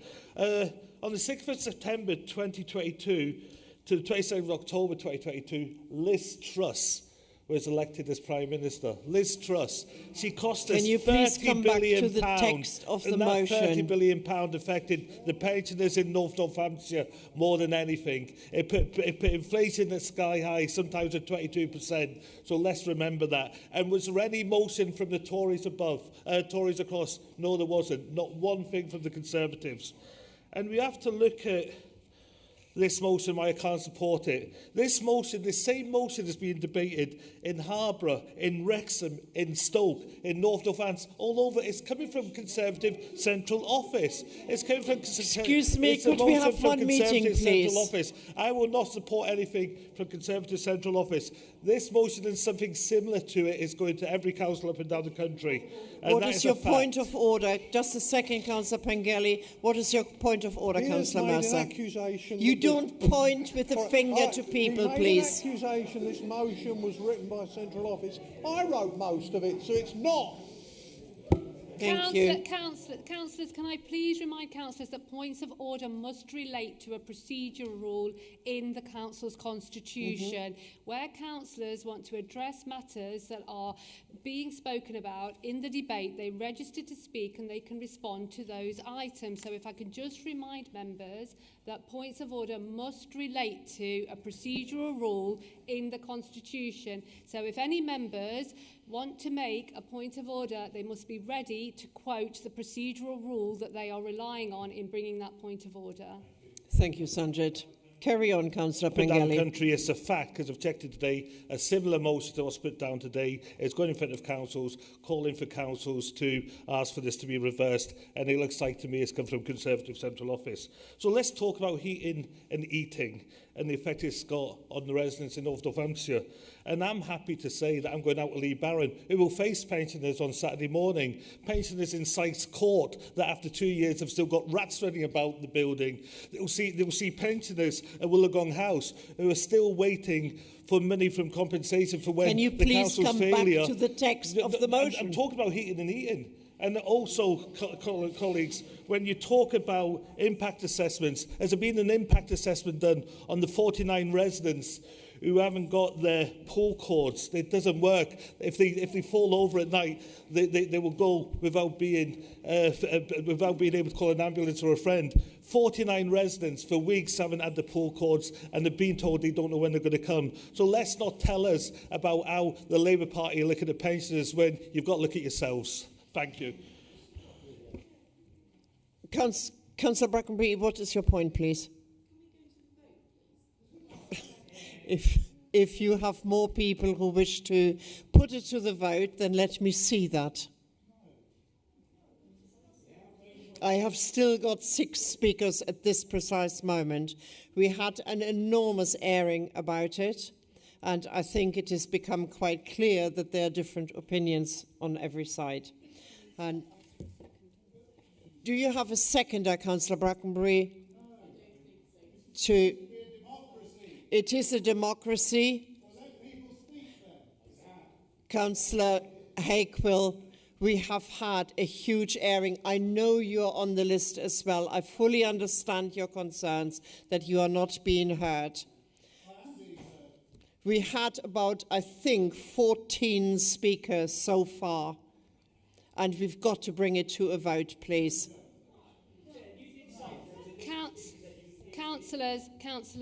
Councillor Brackenbury has moved a motion under the Council's procedure rules that the question now be put.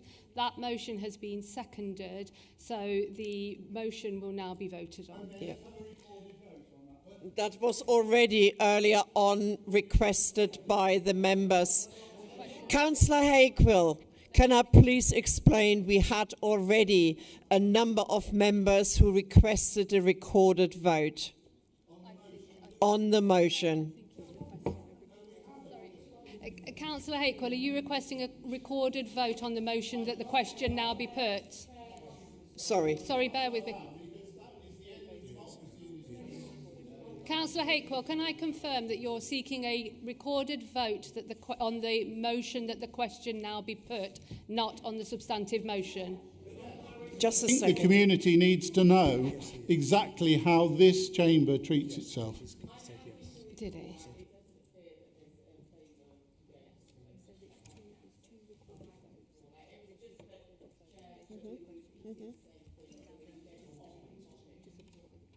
Can you please stand if you are supporting the recorded vote?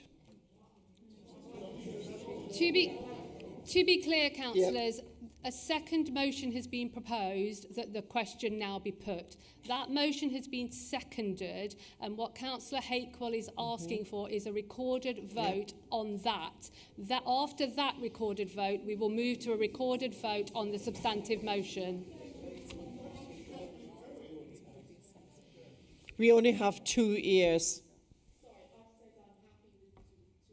For that, my motion. Thank as you. it appears. The reason I put it was we were going off the topic, I think, rather than sticking to the... Right. Can we make it absolutely clear in that case, if you're withdrawn that, we will not vote on that, but please, can I remind members, we signed up some time ago to courtesy and humility for each other in the chamber, and please let us remind us of that. Let's be polite. I know we are not of the same opinions, and I fully understand that. But please, everybody is entitled to their opinion. Be polite when the opinion is put and keep it to the motion. Thank you. So the next one to speak is Councillor Riley. If you want to still speak. Yeah, I'm happy to speak, Chair. Okay. Evening, everybody. I can see there's a bit of sensitivity in the air with this. My mum's 80, by the way, and she's watching tonight. So, can you just give me a bit of an easy time? Now, first of all, I totally agree with Councillor Jelly and Councillor Roberts. All sections of society should be supported, not just pensioners. So I agree with you. If money was no object and we didn't have this £21 billion loophole, then I think all sections of society would benefit. Let's not forget our responsibility as a council, though. And I know people have been interrupted by highlighting things. Now I'm going to highlight them, not because I'm pointing the finger at anybody, it's because we're a council that wants to work together. And I think we've said that in the last couple of meetings. So we have a collective responsibility. It is the first time, and Councillor Emily Federich is right, that we've actually agreed to write to the government.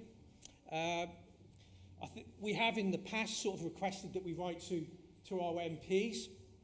I personally think that any money that's available should go to our pensioners. I agree. We don't need a letter to the government. We need a letter going to our local MPs, from our local MPs. And actually, Lee Barron has actually already written to the Chancellor, airing his concerns with it. I would like to see the Leader of the Council talk about what we're going to do. Not write letters. Anybody can write a letter. What are we going to do? Come on. Sir talks about integrity. I totally agree with you. But what are we going to do as a council? We are playing political games, and we've been doing this for the last 4 years. But come on, if we want to do it properly, what are we going to do as a council? Now, there's been massive impact to pensioners in a variety of different ways, by stuff that's happened in the last Tory government or stuff that's happened by this council. Now, I'll just say a few of them. We've had cuts to the rural bus services that have left pensioners isolated. They're having to jump. Can you come back to the motion, please? Don't interrupt me. I will interrupt you if you're going off the motion, Councillor Riley. I am... No. I'm not accepting Councillor that. Riley. Sorry.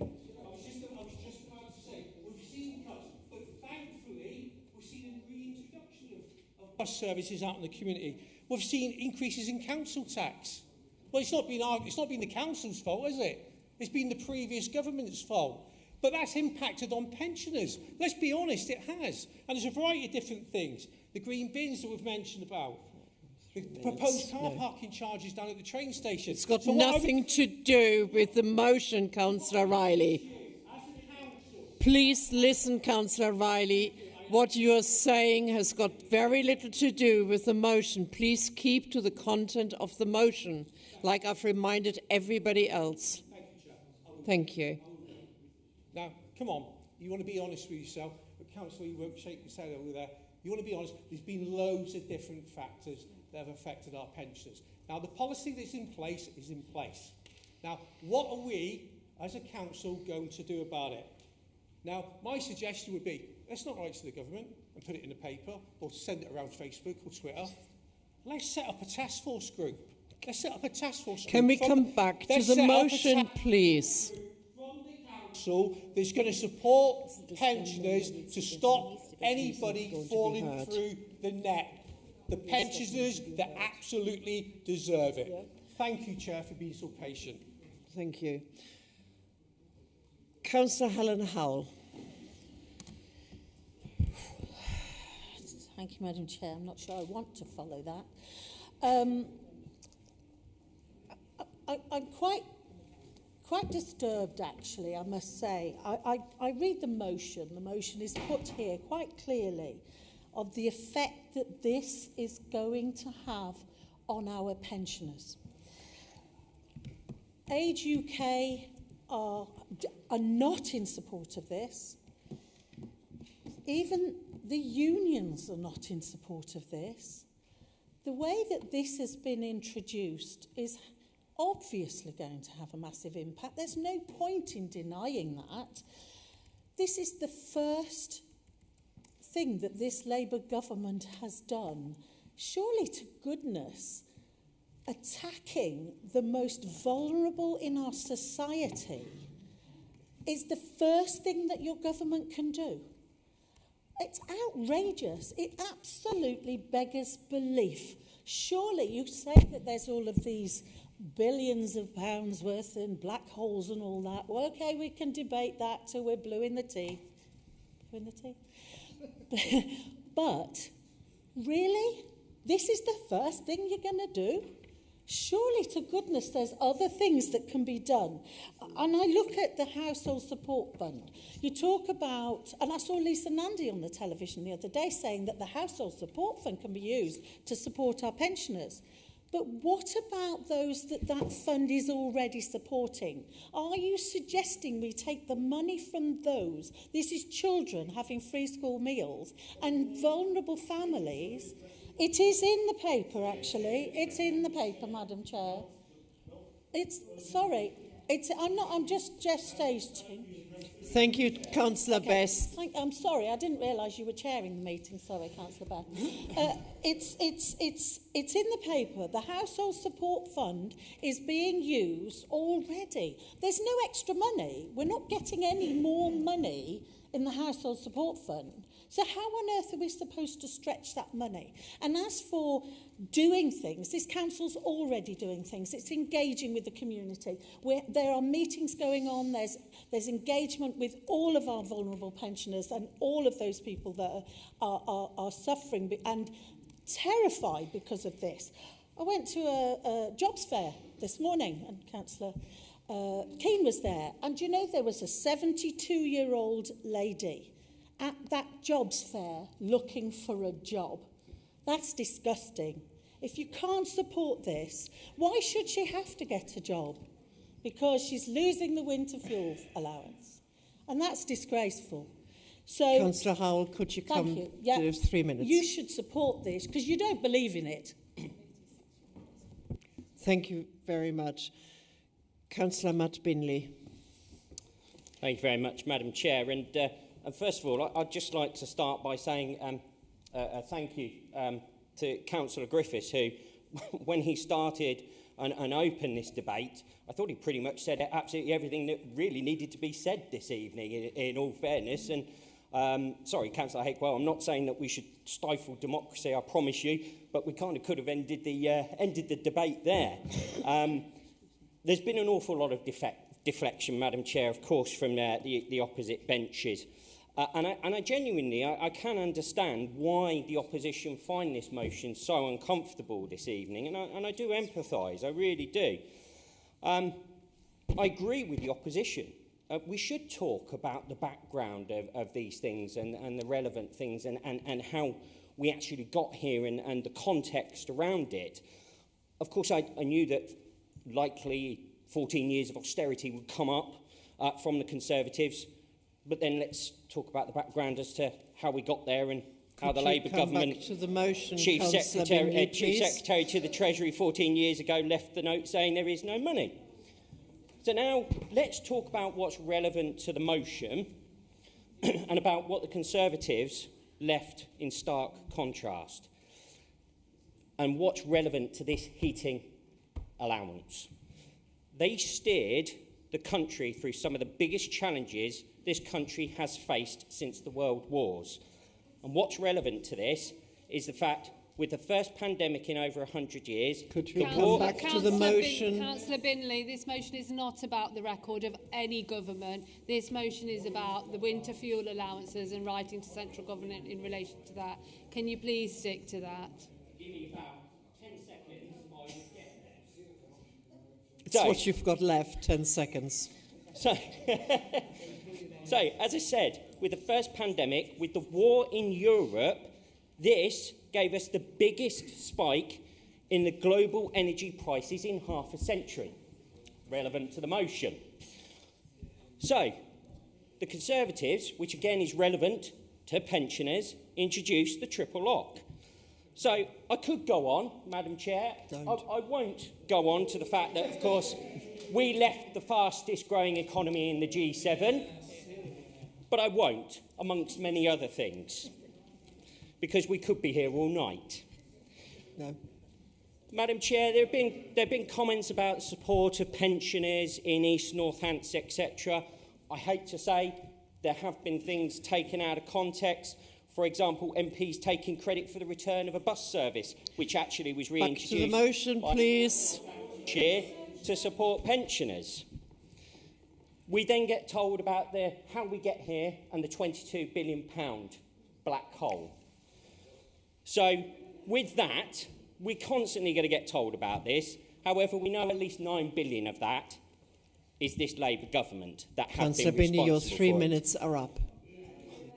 Well, I think they're probably up, Madam Chair, because of the amount of times that I've been interrupted. Can we not take that into account, please? I think we get what you want to say. Councillor, we do pause. Councillor Binley, we do pause the clock. Well, I very much doubt it, but anyway, I support this motion. I support this motion.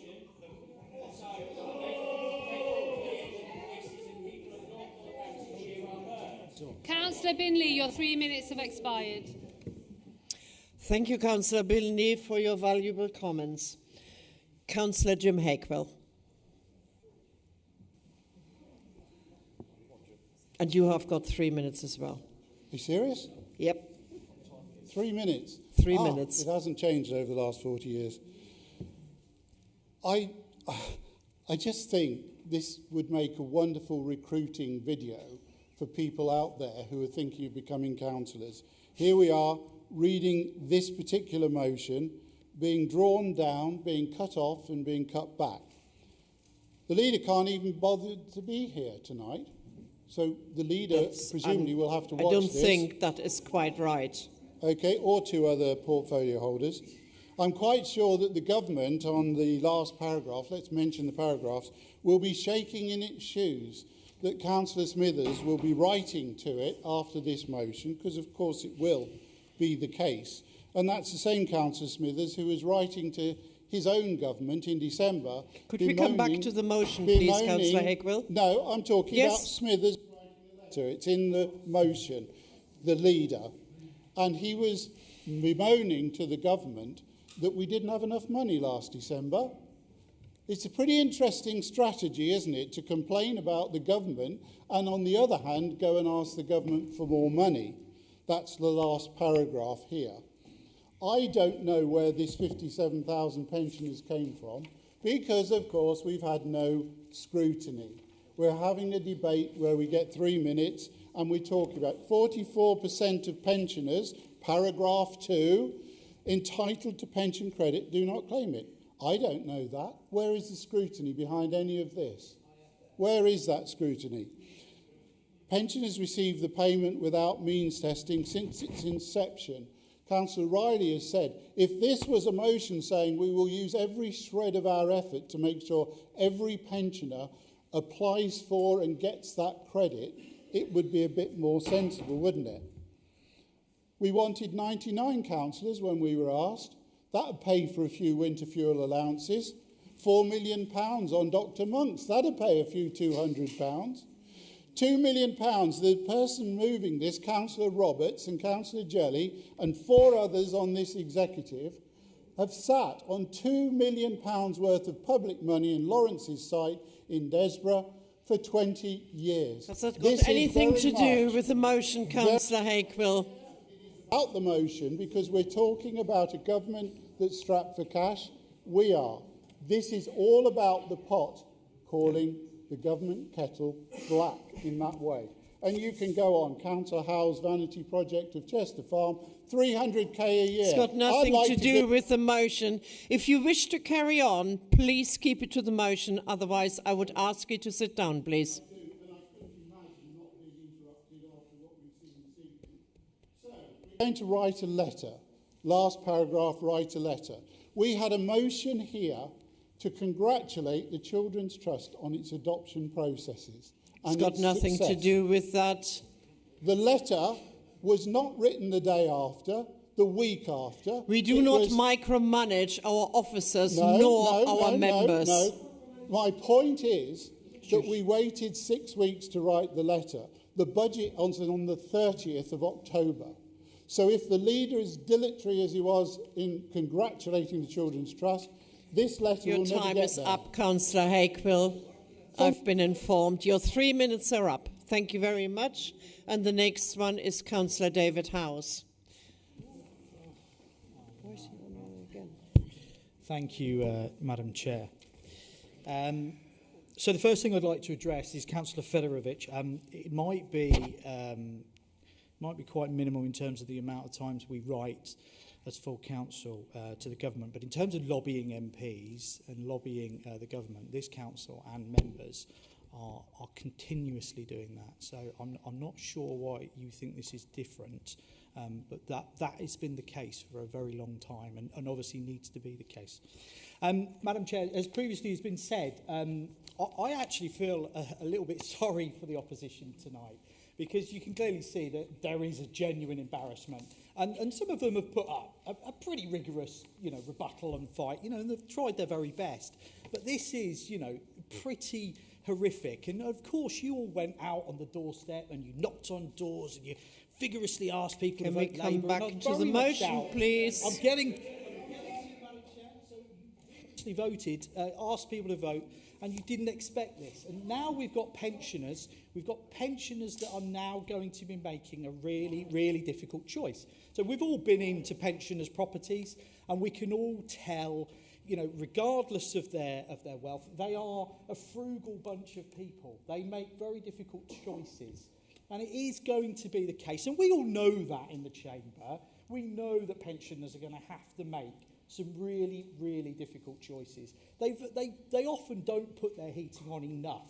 This is going to make a difference. Now, often we debate stuff, Madam Chair, and we make things a lot bigger than they actually are. But actually on this occasion, like other people, and I'm pretty sure our members opposite, they've had phone calls, they've had emails, and they've had people from our elderly community tell them how difficult this is. They've wanted, in my case, they wanted me to try and explain to them why this is happening, which has got obviously nothing to do with anybody in this room.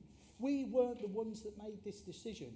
But this motion, because we can't lobby our MPs, because we know what our MPs did, again, it's going to be really embarrassing for our members opposite. We know what these members of Parliament have done regarding this, so we can't really lobby them. Members of the public can't really lobby them. So we have got to write to the government. We've got to write to the Chancellor. We've got to do our part, because that is the only lever we can pull. This motion tonight, forget party allegiance. Think about your elderly residents. What would they want you to do tonight? Madam Chair, I will be supporting the motion. And I applaud the motion. Thank you. Thank you very much. The final speaker is Councillor Lynn Buckingham. Thank you. I really can't support this motion. And the reason I can't support this motion, and I really don't want to embarrass you, but the last paragraph states this council asked the leader of the council to write to the Prime Minister and Chancellor asking them to reverse the decision to stop the winter fuel payment. The winter fuel payment's not being stopped. The winter fuel payment is being means tested. So this motion, if it goes through, will be totally wrong. How can it be? It's not. The words haven't been used to your best effect. So, you know, I cannot support this motion for that matter. It is the wrong motion. I'm sorry. Thank you very much. Could we have one meeting, Councillor Pengelly? Can we have one meeting, please? Thank you. Yes. Councillor Jelly, would you like, do you reserve your right to speak? I will. Thank you very much, Madam Chairman.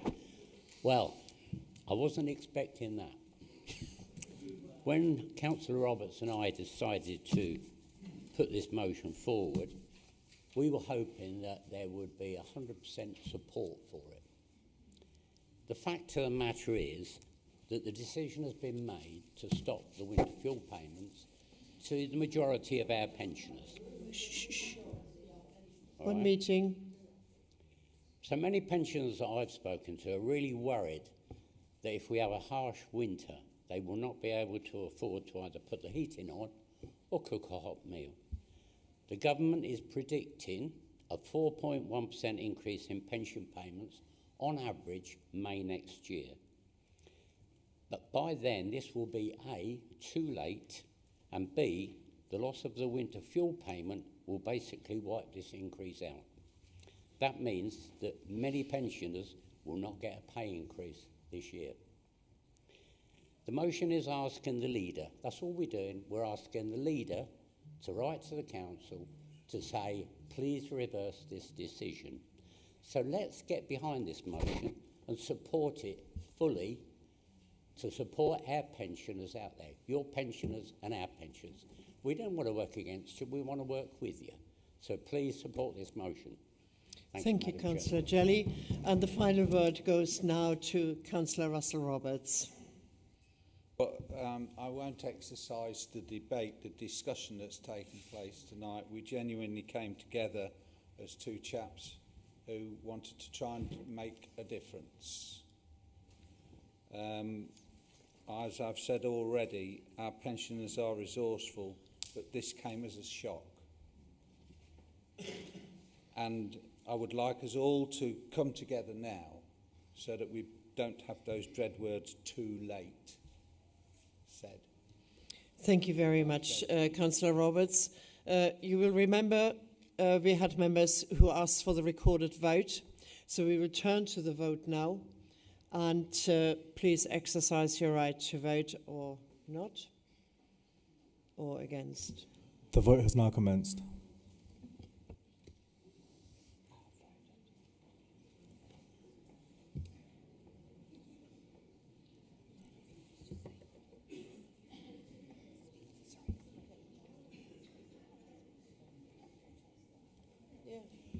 There are 10 seconds remaining.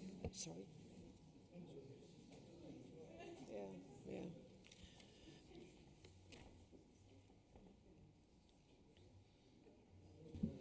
The results of the vote are as follows. 45 for, 12 against, 0 abstentions. Thank you. That motion is carried.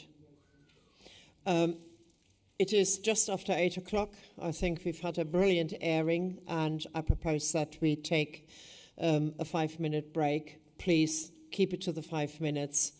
But I think we need to sort of ground a little bit. And when we come back, can we please be civil to each other with the next motion? Thank you very much.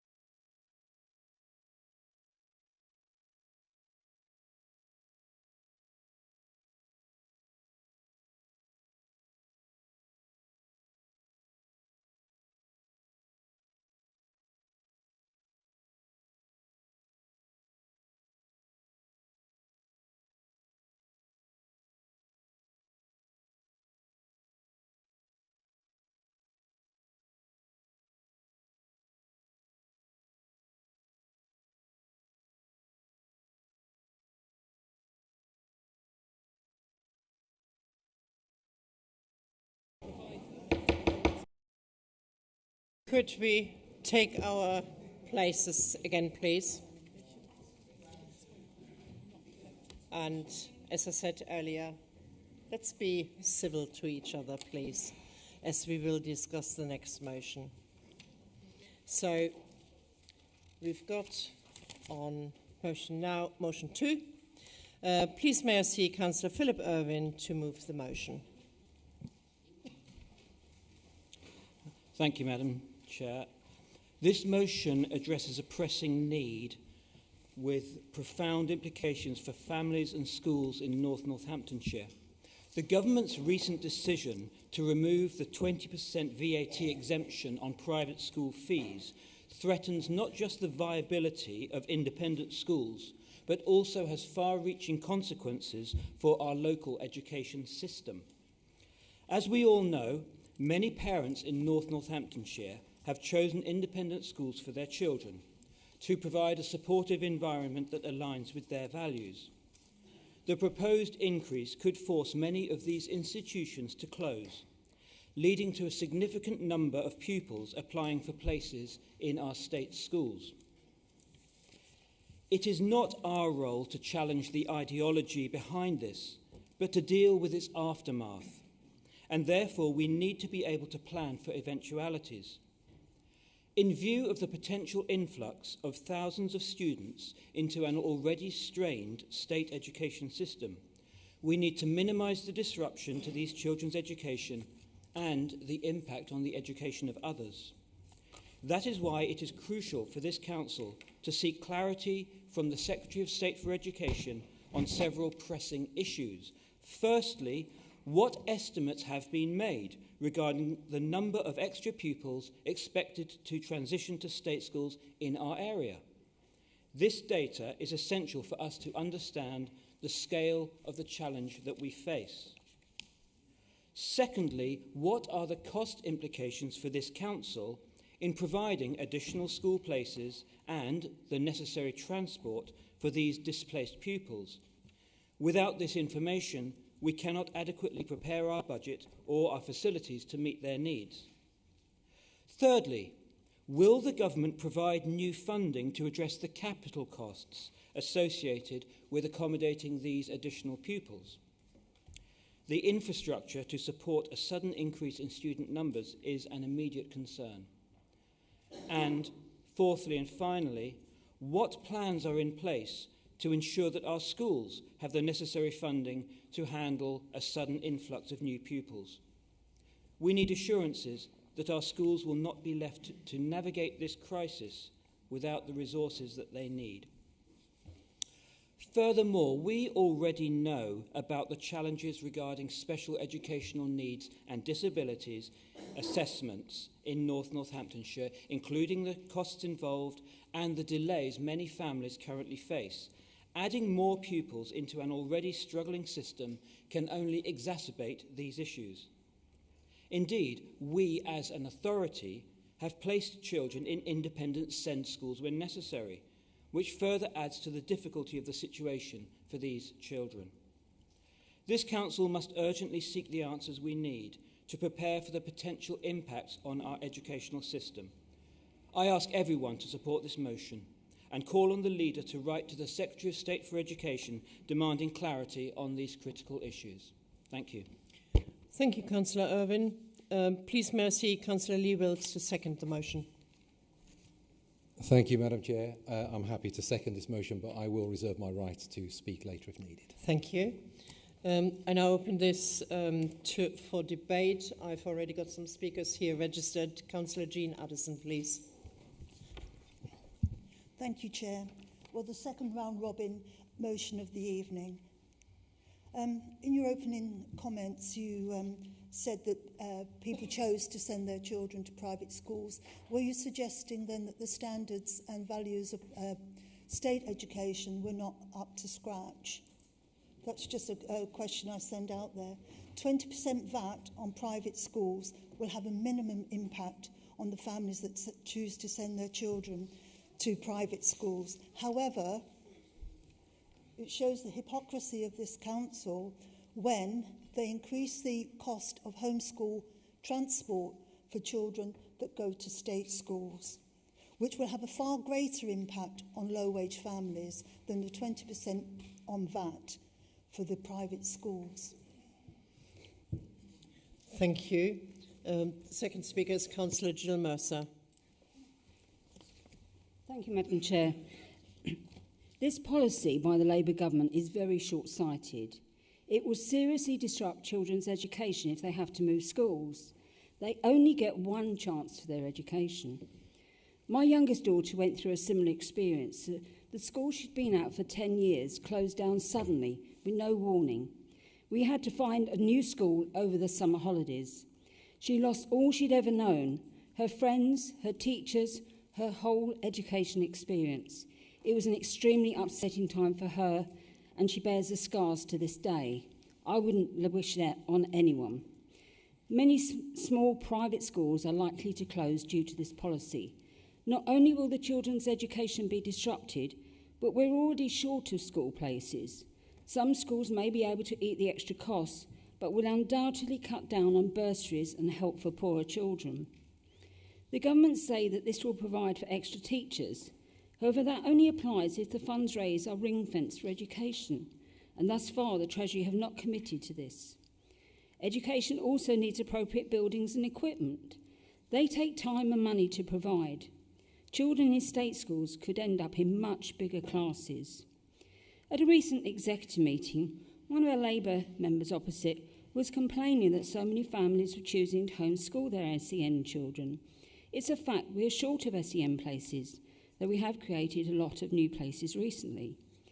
Many SEN children currently attend fee-paying schools as they have smaller classes that assist children who are anxious or who need extra support. Their parents are not well off, but scrimp and save to send their children to a school with smaller class sizes. These parents are unlikely to be able to afford an extra 20%, which many schools will have to pass on to parents because of this policy of charging VAT on private schools. We will have even more competition for the limited number of SEN places in our state schools. To have this happen mid-year will cause our school allocation staff a real nightmare. So I support this motion. Thank you, Councillor Mercer. Councillor King-Laval. Thank you, Mrs. Chairman. We discuss today the proposal to slap VAT on private school fees, a move that some see as Robin Hood in action. But if you remember, Robin Hood did take from the rich to give to the poor, but he didn't cripple an entire village in the process. Labour says this move will boost funds for state schools, but what they fail to mention is the avalanche effect. Thousands of students could be priced out of private education, flooding an already overstretched state system. Our state schools are not prepared for that. Think of it as inviting guests to a banquet when the table's already bare. Private schools offer more than just elite education. They provide opportunities, bursaries, and partnerships that even those from disadvantaged backgrounds, even those from disadvantaged backgrounds. Imposing VAT risks turning this choice into a privilege only for the wealthy or the very wealthy, effectively creating a significant educational divide. In the words of Winston Churchill, there is no such thing as a good tax, especially one that undermines a system already contributing to society. Instead of placing a bandage on our educational woes with new taxes, why not address the root issues? Raising standards in both private and state schools should be the goal. The future of our children should not be the battle of rich versus poor. It's about creating opportunity for all. Thank you. I support this motion. Thank you, Councillor Laval. Councillor Paul Marks, please. Madam Chairman, can you hear me? Yes. Good.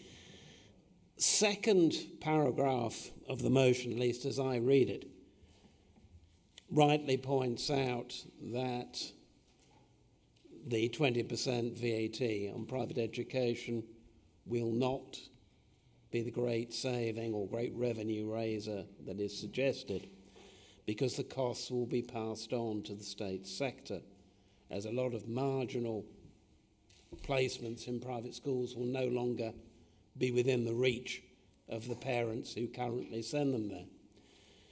There's also the difficulty, as colleagues have already raised, but I've seen with complaints from my own ward already, that state schools are already oversubscribed.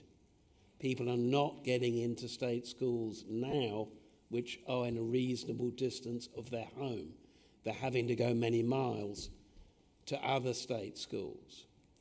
If we put more pupils into a system which is already overstretched, I'm going to get more complaints, and not from wealthy parents either. I don't have many wealthy parents in my ward. These are parents in state schools which are already straining. We can't afford to have more pupils from private schools put into them. It won't work. Thank you. Thank you, Councillor Marks. Councillor Charlie Best, please. Thank you, Chair.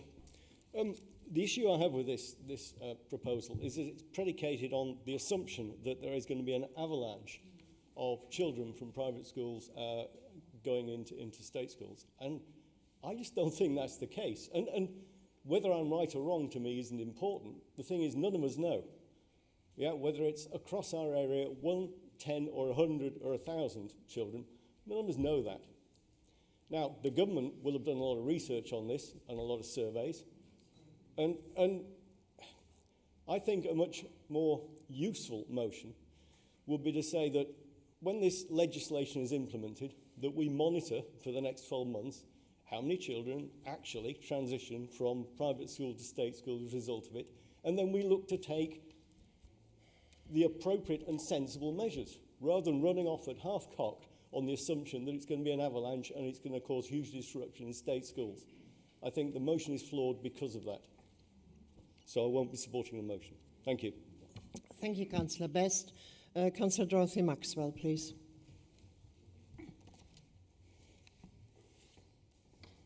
Chair, VAT on school fees.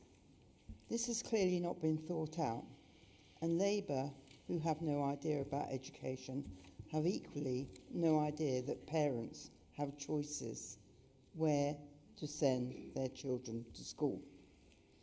These parents aren't rich, but struggle to pay the fees. No holidays, no treats, just to pay the fees. Since you do not know that the school year starts in September, you've decided to start taking the VAT in January, when A-levels and GCSE students are in the middle of studying. Maybe have a different curriculum to another state school if these parents have to move them. Again, lack of knowledge. You're going to hurt these children, and they will not forget what you've done to their education. Then send children. We at NNC send to private schools and pay for them. We'll miss out on this specialist education. What do they do? How do you explain why this has happened? I feel clearly the need to step and stop the VAT and start realising children do matter. Thank you, and I support this motion. Thank you, Councillor Maxwell. Councillor Anupandi, please. And lastly, I would like to have a recorded vote on this. Thank you. If I could see members. Okay. Thank you. We will have a recorded vote later on. Thank you. So, Councillor Pandey. Thank you, Madam Chair. So what I understand from this evening, after seeing these two motions, Labour government neither care for pensioners nor for the children. They are targeting both the sector. They are taking away the winter fuel allowance from the pensioners, and they are making it difficult for children to opt for the schools. Someone said that anyone who is going, it's not about that your public school is bad, but there are so many reasons why parents send their children to the private school. I know so many doctors they get rotated in mid-years. When they are rotated in mid-year, say FAB, they will not have opportunity to find a good school where they moved. It might not be closer to their home. So that makes life difficult, as others said. The people who are sending in private, they are not millennial like our Prime Minister. They are not the one who's getting 16,000 for the suits or 20,000, 25,000 to renovate their children's home. They are the middle class. They are cutting. Can we come back to the motion, please? Cutting some expenses to send their children to private. Other thing what Labour government is not saying, our public schools are already overburdened. Every year, more and more students are opting for homeschooling. I don't know, I don't have concrete answer why they are opting for homeschooling. The motion is about 20% VAT on private fees, please. Putting 20%, it might force parents to take out their children and start sending in public schools. I read an article this evening that's saying nearly 90,000 students might flood public school, which is already overcrowded and unable to provide good education. So I believe this decision to implement 20% VAT is absolutely wrong, and we should write to government to revert their decision. And I do support this motion. Thank you, Councillor Pandey. Councillor Matkeen, please, and 3 minutes, and Thank the you. motion as well. Given that the vast majority of people who use private schools are in the top 10% of the most wealthy households, indeed most of them are in the top 1 or 2% of the most wealthy households, this is a tax that disproportionately affects the people that can pay it the most. Demand for private schools is incredibly inelastic. The numbers going to private schools have not changed in decades. It's always been around 7%, and that's despite big inflationary increases in fees. This motion just shows how out of touch that side of the room are on. It costs £30,000 a year for a Year 11 student at Oundle and £19,000 for one at Wellingborough. Now, if you have that disposable income to pay, you're likely to be able to pay the VAT.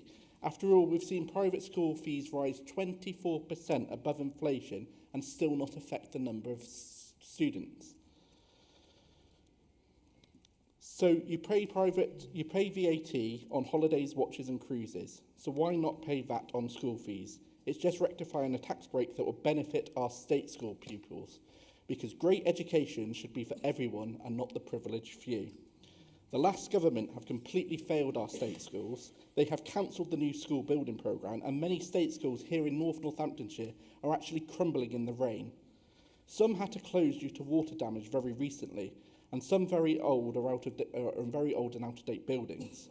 All children in North Northamptonshire deserve better.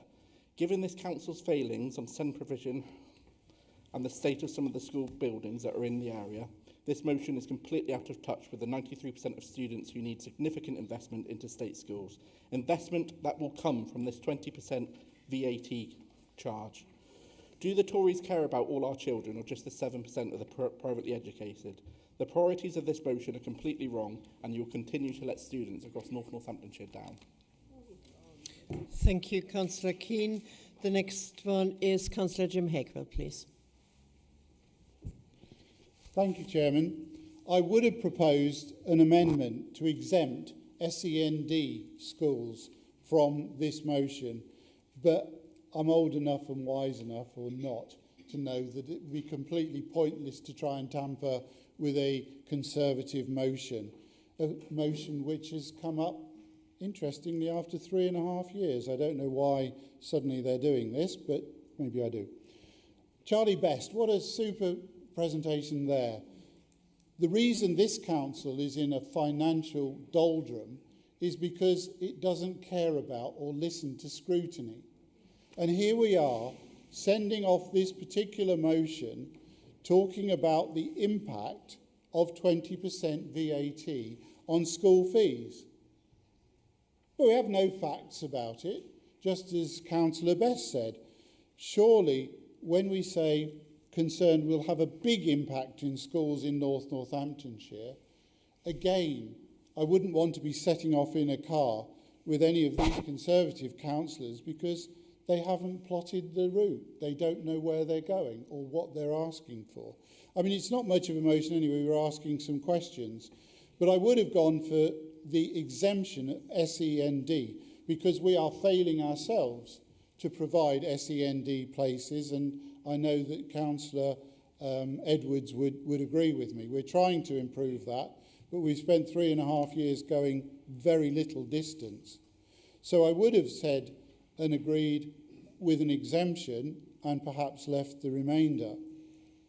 So wouldn't it be a good idea, Chairman, former Vice Chairman of Scrutiny, to have sent this off to Scrutiny for the mover and seconder to say to Scrutiny, let's hear from parents, let's hear from schools, let's hear from educators, let's hear from everybody what the likely impact is, let's hear from the numbers marginally that might go forward. But once again, Scrutiny is just left out and, like the County Council, not listened to as well. So I will have to support this because I do not want SEND provision for our parents in this county to be lost. But it is just playing games, isn't it? Otherwise, we would have something solid like a scrutiny to this to go to. The community will recognise what's happening here tonight. Thank you, Councillor Hakewill. The next one is Councillor Binley, and 3 minutes, no discussion, no arguing. I'm timing. Thank you very much, Madam Chair. So, first of all, I really would like to welcome this motion, as I too am very concerned and worried about this. I'm a little bit concerned about some of the things that have come from the opposite side of the chamber, Madam Chair. It's turning into a bit of a class war, and I hate to say it, but unfortunately, I think some of the opposition are slightly out of touch with their constituents, as I have spoken to people about their concerns. One resident spoke to me about having 2 children in private school, just managing to afford it. One of them at Wellingborough. He said to me, I will not be able to afford it. Plain and simple, the children will go into state education. So we talked, Madam Chair, members have talked about home to school transport. Absolutely right to raise that issue. I would just quickly correct the record on what's been commented on the price increases. Home to school transport fee increases were actually proposed by Scrutiny to go to full cost recovery. It was actually the executive of this council that decided not to burden parents with full cost recovery and actually reduced it. And we are still not at full cost recovery. I would also highlight that our home to school transport policy, Madam Chair, is very clear in the additional benefits that it provides to those who are eligible for free home to school meals or are on universal credit. They get a number of additional benefits that other children don't as a result, and rightly so. They have more of a selection of the choice of schools that they are able to pick.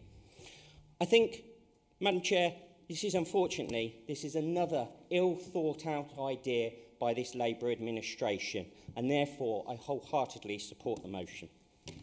Thank you, Councillor Binley. The next one is Councillor Valerie Anslow, please. Right, before I start, I think I'm just going to say quite clearly that I am against this motion. Can I carry on?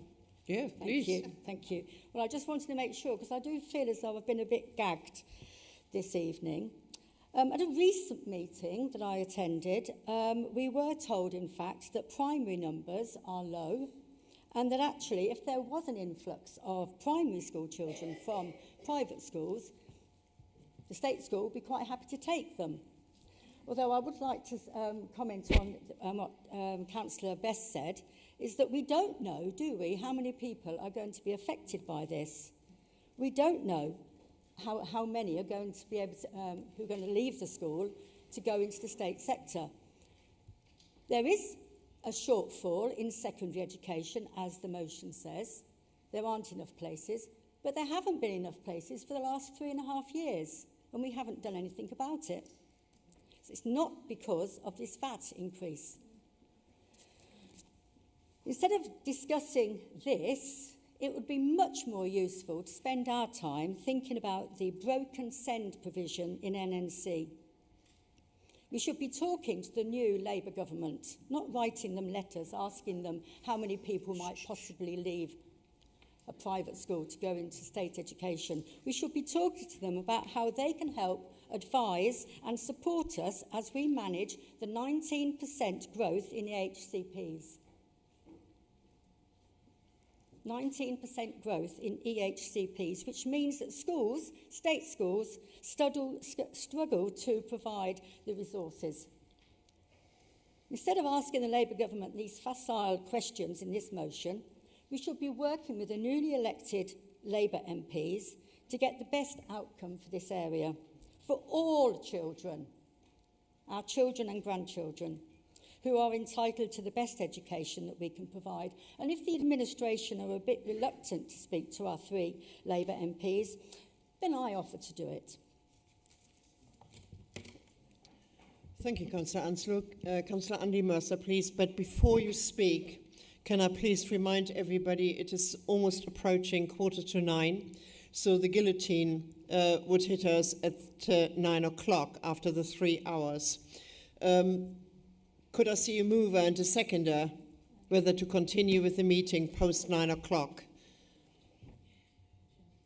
Councillor Howell, and a seconder, Councillor Fedorovich, and that is fine. So we will continue with our meeting.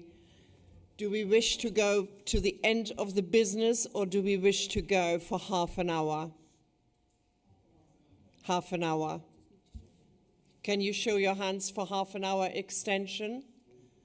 That's 3/4 of an hour from now, and we should be able to do that. Thank you. Councillor Howell, Councillor Andy Mercer. I was wondering if I was going to be allowed to speak at all. The motion, it's been quite unpleasant seeing how everybody has not, so far, almost everybody has not spoken to the motion, because the motion is, I'll read it out to you. What estimates have you made of the effect of this decision on schools in Northamptonshire? We were complained at by members opposite because we didn't know how this was going to go. We're asking. We're doing exactly what was asked. We are asking the government what estimates they've made. We're not voting on whether or not that on school fees is a good idea. That's not what's the motion.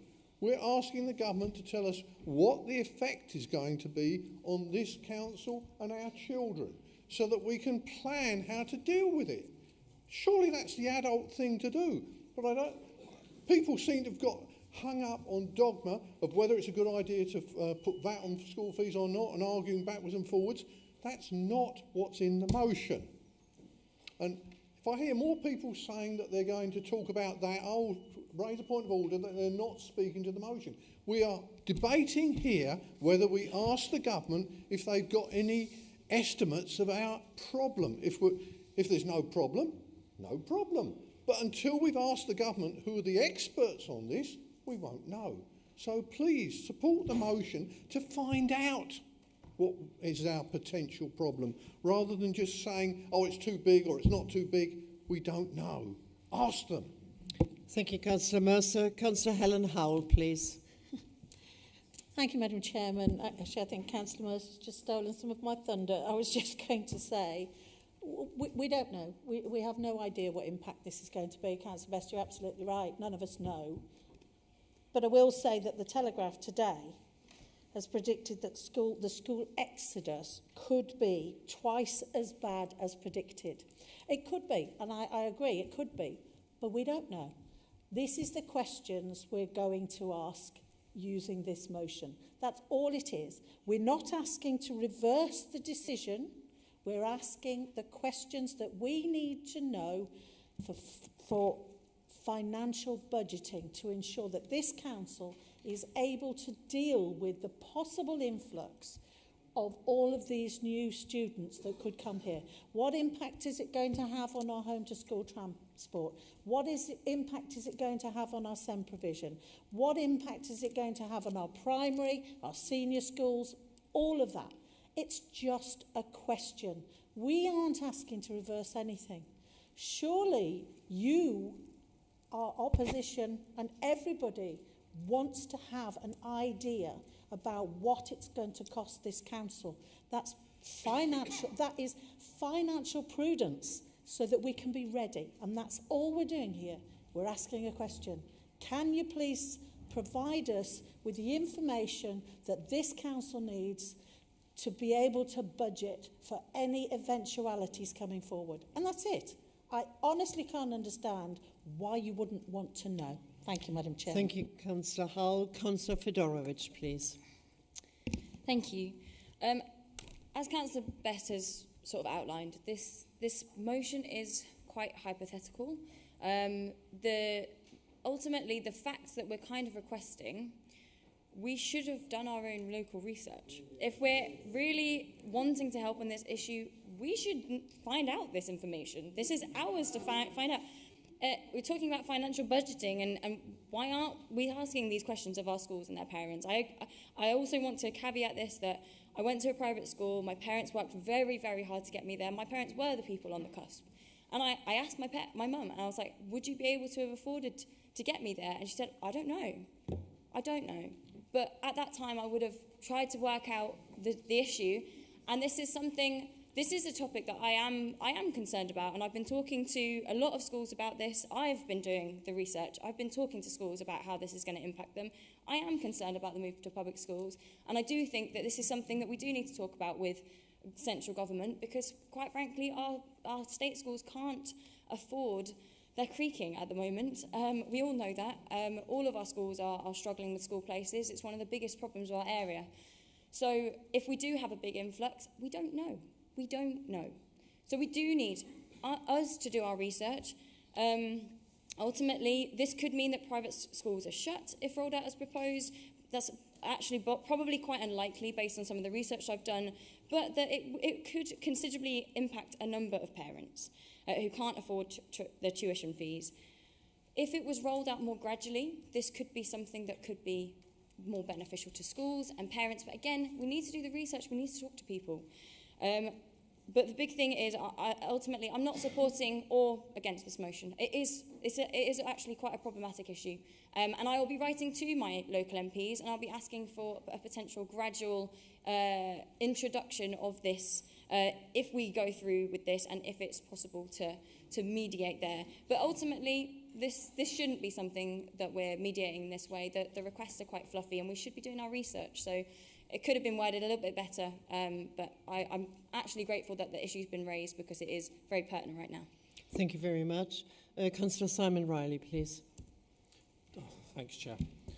I think when we talk about children, it's an extremely difficult conversation. Sorry, just stand up. I can't quite hear you if you're going too far Chair. away from the So, microphone. You know, firstly, I'd like to thank Councillor Scott Edwards. He's not here this evening because he's been extremely helpful with me and supporting me in getting a particular individual a placement in school who'd been out of school for a particularly long time. So if you can pass that to him, I did drop him an email. So I think when it comes to children, I think we've got to realise what we're dealing with here, not squabbles over the corridors like we've had tonight. This is, I'm glad, this is a debate. We're talking about children, and we're starting to talk about education across Northants. Education needs more money, absolutely. I agree that every child matters in education, though. Not just the ones that are going to be affected by this VAT change. So I agree, but also every child, it is out there, and we should be thinking about everybody. The damage inflicted on education over the last so many decades is there for us all to see. We can see it. I work in it. I experience it, and it's not good. I know we have problems in the council. I'm not going to stand here and throw sponges at anybody. What are we going to get out of that? We've got the send issues, and we've got the other sort of stuff like the Weavers situation at the minute where the buildings are collapsing. We know that. We know that as a council. What we should be lobbying for, though, and I think this is extremely important, we've all got sons, daughters, grandchildren, nephews, nieces in schools. And what we should be lobbying the government for, I would like to see the leader call for the government to fully fund education and revert back to the cuts since 2010. And I'll explain to you what I mean by that, and start properly restoring funding for every child within education. Now, we've got 3.2 billion needed for core schools budget. We've got 4.6 billion needed for the special educational needs budget. We've got 4.4 billion needed to repair the school buildings, building schools for the future, which was under the last government and has not been carried forward for whatever reason. In total, we need about £12.2 billion. Now, we have private schools over in Aldor and over in Wellingborough, and they do a fantastic job, absolutely. Been there on many a school fixture and actually thoroughly enjoyed going there. And I think everybody should have the right for that opportunity. But we are a council, and we should be catering for everybody, not just those that are going to be affected by one particular policy. Now, we have 2,800 private students in our education system. We have 121, 122, 100 whatever thousand in our state education system. That's how many we have. At the private sector, I'm not trying to compare one off to the other, by the way, because, you know, every child matters. In the private sector, over 60, 70% of them come from outside the area or from overseas. I know Andal School, etc., is about 35%. Now, let's put it into perspective. So, I would like to see the council write to the Secretary of State for Education, right, and ask for a fully funded education system for everybody. Now, you talked tonight about the impact. We don't know what the impact's going to be. It might be short, it might be small, but we do know the state of our schools at the minute. So I'd like to see us write collectively as politicians, as educators, as parents, and those that are interested in children generally, and urge the new Labour government to put the funding of schools at the top priority in the next budget. And that caters for everybody. So that's what I would like to see you doing. That's what I would like to see included in this motion. I don't disagree. Councillor Riley, could you wrap up, please? But I would like to have seen a fully funded, where we cater for everybody, every child matters. Thanks for listening. Thank you very much. Councillor Tim Allibone, please. Thank you, Madam Chairman. Well, Councillor Addison started this debate by making two statements which I would disagree with. The first was, are state schools inferior, or are their standards lower than private schools?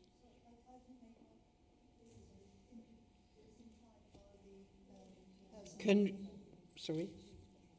Yeah, if you want to say something, Councillor Addison, as a point of clarification, then please put the microphone on and stand up. A point of clarification, I didn't make that I didn't imply that. It was by the person that set the motion that implied that parents wouldn't want to send their children to state schools because of the standards not being high enough. Thank you. Councillor Allibone. Okay, thank you for that clarification.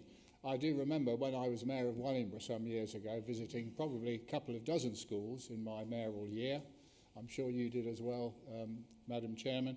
And the standards varied hugely. I mean, there were almost riots in some of them. How teachers managed to even keep control to teach was beyond me. On the other hand, there were some very good schools. I ended up chairing the governors of one in my ward.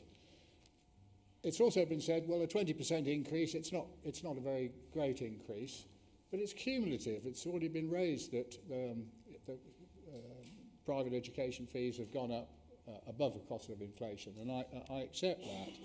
But the vast majority of people who send their children to private schools they're not millionaires or landowners or running FTSE 100 companies. It's all a question, they make huge sacrifices, and it's all a question, really, of priorities.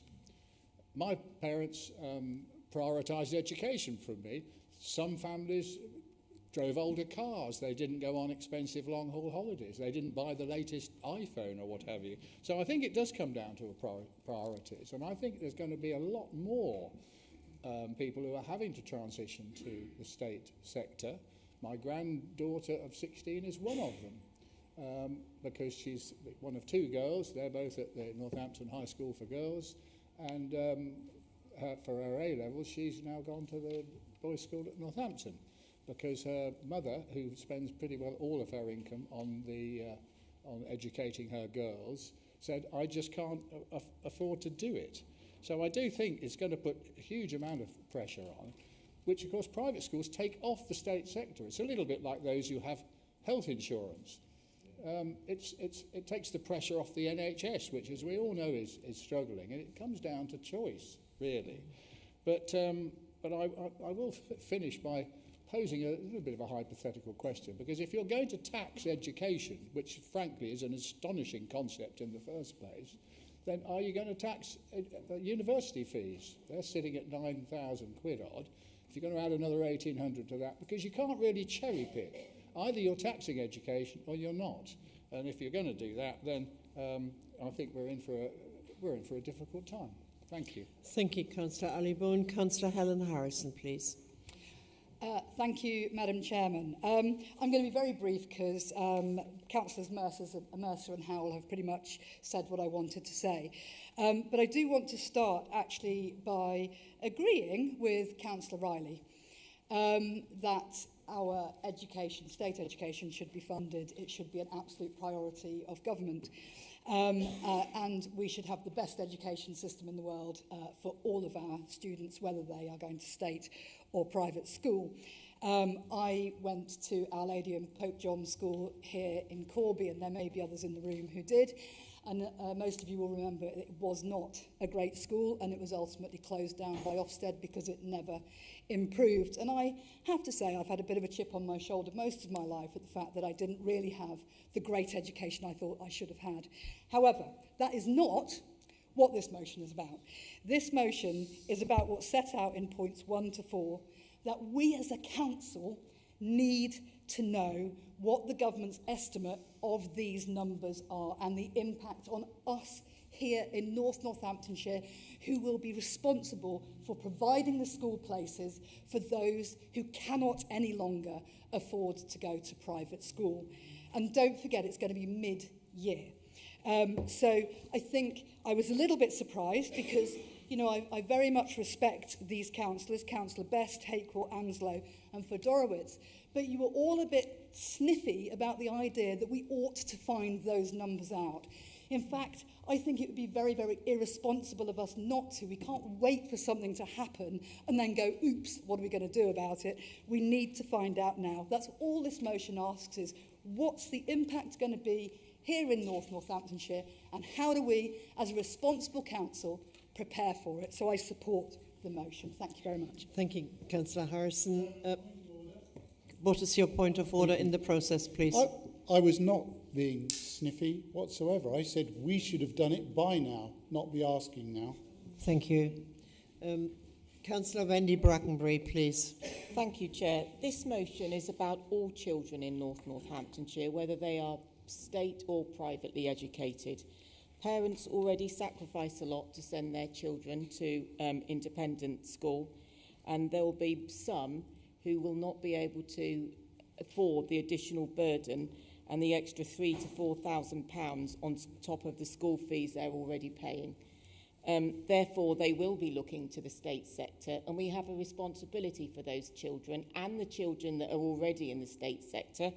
And therefore, this council needs to know the answers to the questions in this motion, and therefore I fully support this motion. Thank you. Thank you very much, Councillor Brackenbury. And the final speaker will be Councillor Kevin Watt, please.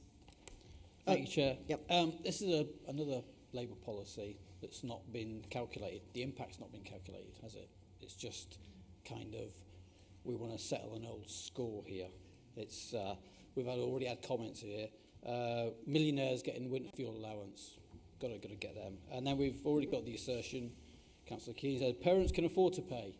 So he said the example was £30,000. That's another £6,000. But it seems like yes, millionaires can afford to pay. Yeah, they won't be affected. So your ideological envy of wealthy people will not be affected. But you've forgotten, again, those people on the cusp. That it was an inelastic product, and 24% of it, the fees have gone up 24% above inflation. It's nothing to do with that, of personal envy at all. Thank you for that clarification. Thank you. It was a general personal envy. So you've forgotten about the parents just on the edge again, those doing two jobs, those making hard sacrifices in order to send their children to private school. And you're asking them to contribute twice now, or normal taxation and through VAT to increase the education budget. And I never went to private school. Nobody in my family's gone to private school, but I don't begrudge any family striving to send their child to private school. There was an assertion that we've tumbled down the world rankings in education. And that's true. We did tumble down the world rankings. 25th for maths, 16th for science in 2010.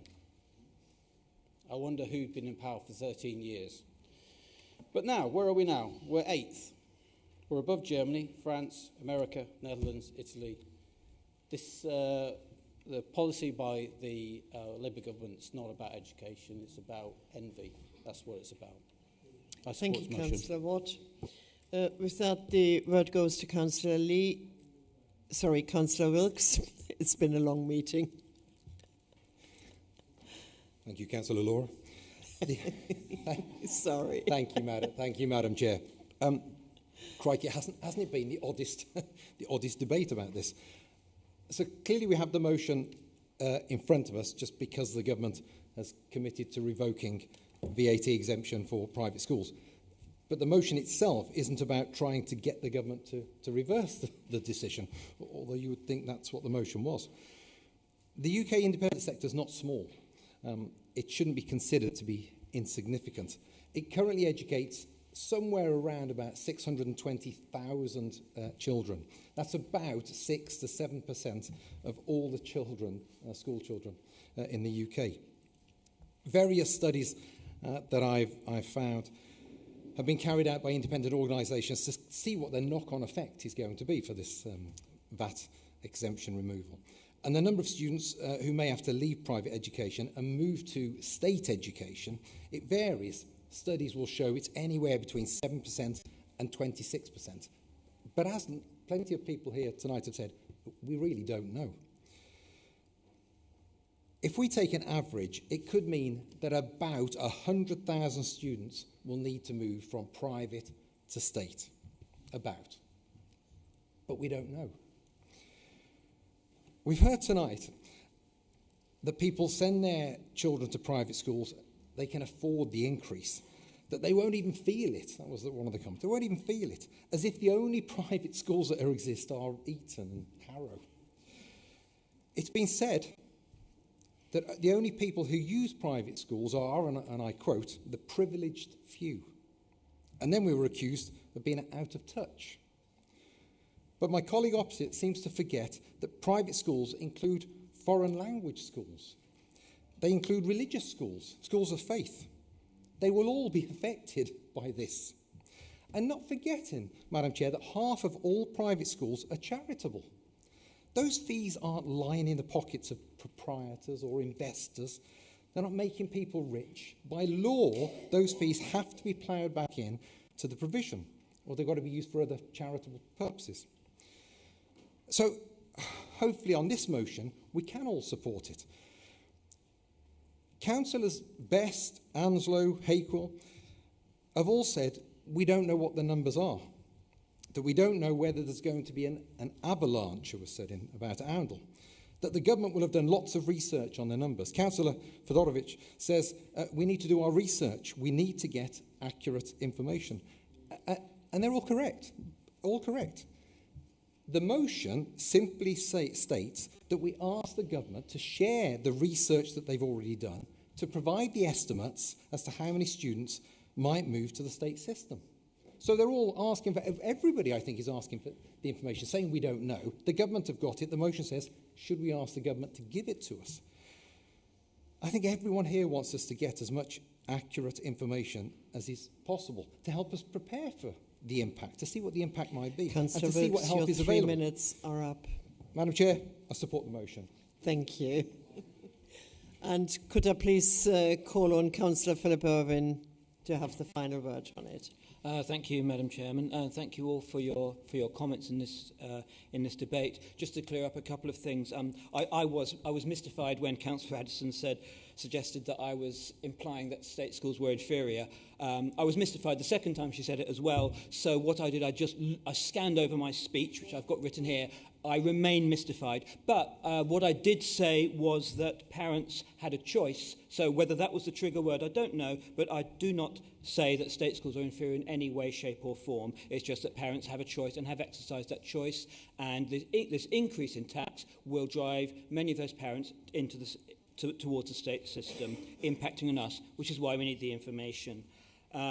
Yes, of course, Councillor Riley, every child matters. There's no one in this chamber who doesn't think every child matters. And we're thinking not just of the children impacted immediately by this VAT increase, but also by the children in the schools to which they will be going. There will be an impact. And I did find it a tad alarming when I heard Councillor Best and a couple of others say, well, let's just let it rip and see what happens, you know. And I'm very glad that we're the ones running this and not the other side, because that is not how you run a council. You have to plan. Yes, Councillor Fedorovich, it's hypothetical, but that's what we do. We deal with hypothetical things because we have to say what happens if. And we're so short of information. All this motion is doing is saying, can we please have some information from the Secretary of State for Education? Because surely they have modelled it. I don't think for a moment that they are rushing into this without a plan. And so please can we see some of the results of their modelling so that we know where best to target our limited resources and what additional resources will come. So I do hope that everyone will support this motion, which after all is just asking for information that will help education throughout our area. Thank you. Thank you, Councillor Irwin. I wish to move it now to the vote. Please remember it's a recorded vote. And the information will come up on your speaker unit in a moment. The vote has now commenced.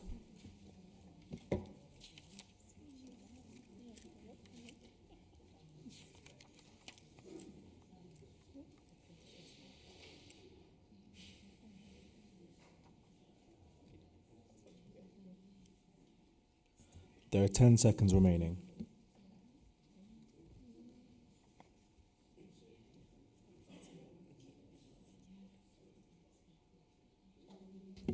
The vote has now ended. The results are as follows: 44, 11 against, 2 abstentions. Thank you very much. With that, the motion is carried. We move over to our other business, item 11, councillors' questions. The first question and answer is with Councillor Martin Griffiths. Do you have a supplementary question, please? Yes, thank you, Madam Chairman. I support this immediate action that's being taken. The service area in particular reeks of urine and other. I wonder if that could also be considered when our officers visit. Thank you, Councillor Binley. Councillor Binley. Thank you very much, Madam Chair. Thank you, Councillor Griffiths, for your comments. You'll be pleased to know that I actually went and visited the site today, so I do know of the issues that are being faced there. And yes, you're absolutely right, and those comments that you've just made about urine, that has already been identified by officers. You are quite right. So that is something that they are looking into and working with those local businesses to push them to provide facilities for those drivers. They really should be. And in fact, Councillor Jill Mercer knows all about this and providing facilities for drivers in our area. So you're absolutely right, and that will be pursued, Councillor Griffith. Thank you very much. The second question and answers for Councillor Peter McEwen. Do you have a supplementary question? Yes, Madam Chair. Thank you. Will the portfolio holder meet with the local councillors and officers to look at the matter on Constable Road, considering the consultational period was over two years ago, and it is causing quite a bit of stress for the people on Constable Road? I don't know if you've been down there and looked at it, but the yellow lines is outside everybody's house. And the other side of the street, there is no houses. So I don't know why the yellow lines are on one side and there's nothing on the other side. Will you agree to meet some of the tenants to hear what they've got to say about the yellow lines? Thank you, Madam Chair. Thank you, Councillor McEwen. Councillor Binley. Yeah, thank you very much, Madam Chair, and thank you for the supplementary question. I can actually tell Councillor McEwen I was only there 2 weeks ago with Keir Highways, so I do know the street and I do know the location. I would just highlight, in response, Madam Chair, it's only a small section of the road. I don't disagree with you, Councillor, that of course there was a delay, and that is answered in the question as to why that happened. I don't mean to throw stones, but of course the local councillors were consulted as well and raised no objections to this as per the answer. But as per the answer to the question, assistance has already been offered in that, if you look at the answer to the question. So yes, if additional support is required for residents since that traffic regulation order has been introduced, then yes, we will meet with residents to look at putting something in place. Thank you, Councillor Binley. The third question was for Councillor Martin Griffith. Do you have a supplementary, please? Thank you, Madam Chairman. Yes, our lay-bys, farm entrances and minor roads are a disgrace despite the best efforts of our teams in clearing up fly tipping. Do you believe that 4 units that you refer to is sufficient? And although I'd hate to try and tell Councillor Binley his job, had he considered the use of drones, possibly in partnership with the Northamptonshire Police Rural Crime Team, to tackle this issue, especially around fly tipping from moving vehicles? Thank you. Councillor Binley. Yeah, thank you, Madam Chair. Councillor Griffiths, I will try and pick up everything that you just said there. I apologise if I don't, and by all means do feel free to speak to me afterwards. So to answer one of your questions, officers are already, actually, they're not working with the police at the moment. They're actually working with dashcam companies to find a way forward of sharing data much in the same way that happens with the police, so that we are able to enforce environmental crime issues such as the ones that you've just quoted about litter being ejected from vehicles. So yes, absolutely. With regards to the number of covert cameras, yes, it is enough. Are they effective enough? No, probably not. One of the biggest issues that we have, despite them being covert, is that unfortunately they get stolen. That's the irony of it. So I cannot tell you for operational reasons, but what I can tell you is that there are operational things going on at the moment to try and counteract that. It does not involve drones, I hasten to add, but there's something else afoot. The other thing is, as you probably will have seen from the forward plan, in November we are due to be having a paper brought forward to the executive reference the Environmental Crimes Offences 2023, which of course was the last Conservative government introduced increases in fines for everything from fly tipping to littering and graffiti, etc. So, of course, the executive is considering that, and of course, you know, I'd strongly welcome input from members on that and attendance on the day, if possible, to talk about it. Thank you.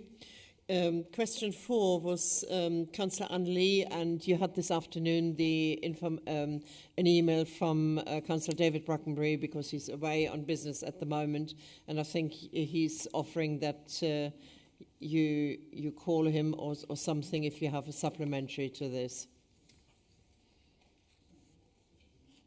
Yes, Madam Chair, but I would still like to say it, that if firemen were able to access the building to put out a fire, why can the council not access the building to resolve a situation that has been compromising the safety of Kettering residents for years now? Thank you, Madam Chair. Thank you, and I'm sure that Councillor David Brackenbury will answer. Thank you. Councillor question 5 is yourself as well. Do you have a supplementary to that? Sorry, Madam Chair. Yes, please, Madam Chair. If there is a water leak, why is the work not being expedited to fix it rather than spread over a 6-month period? I'm talking about autumn, winter, which is mentioned here. How committed are you to getting that fixed, please? Councillor Bindley. Thank you. Councillor Bindley, if you wish to answer. Yeah, thank you, Madam Chair. The reason that we're not in a rush to have to fix it because it's not leaking water. It's a closed system. It only leaks water when you switch it on. That's the whole point of that set of fountains, is that once it's on, it's a closed system, and the problem is, because there's a leak in it, there's constantly something coming out, which means that that system needs constant top-up. That's why it's switched off, so that that repair can take place. With regards to expediting it, as per the answer, it's very, very clear. It's Anglian Water. We are at their mercy. The works have to be carried out by Anglian Water due to the location and the nature of them. So we are pushing Anglian Water, but we are at their mercy. Thank you very much. The next one is yourself again, isn't it? Question 6. Yes, thank you. Since the root cause is known to be that the power was cut off to the Manor House Gardens during the art gallery extension works, how committed are you, Councillor Binley, to ensuring that the power will be restored to these gardens in time for the Christmas lights? Thank you very much, Madam Chair. They weren't actually cut off as part of those works. I've actually done some research into this. They were at least cut off by May 2019. That's when it stopped. There's photographic evidence of that. Officers have provided assurances that they are going to do their best endeavours to get that back up and running by Christmas. Thank you. Question 7 was from Councillor Elliott-Prentice. Do you have a supplementary? Yes, please, Madam Chair. Thank you, Councillor Howe, for your answer. Mainly happy with it, to be honest with you, but just wondered if you could provide a more specific timeline then as soon as possible. I appreciate as soon as possible is what we're after, but if you've got a specific timeline, please. Thank you. Councillor Howell. Thank you, Councillor Prentice, for your question. The officers are working on it as we speak. A lot of the problems, obviously, especially when we come into the winter periods, is the debris that falls from the trees, which gets caught in the gullies. And that then, in turn, holds the water in those places. So it's a case of general maintenance as well, to make sure that those gullies are kept clean, which we are literally on it constantly. So I can just assure you that we are, as I said, we're constantly making those that maintenance. It's totally ongoing, yeah. Thank you. Thank you, Councillor Howell. Question 8 was Councillor Lynn Buckingham for Councillor Bundy. Do you have a supplementary question? Not on this question. Thank you very much. Question 9 was from yourself as well. Do you have a supplementary to that? Yes, I do. Okay. So, garages are an asset. There are a lot of people who are waiting for garages, but you've only talked about the development potential in that. So, again, it's an asset. When is it going to be looked at? Because a lot of them are under disrepair. Councillor Rowley. Thank you, Chair. Yes, the review is going on with the asset management team and the housing team regarding the garages as to whether it's suitable for keeping them as garages or redevelopments.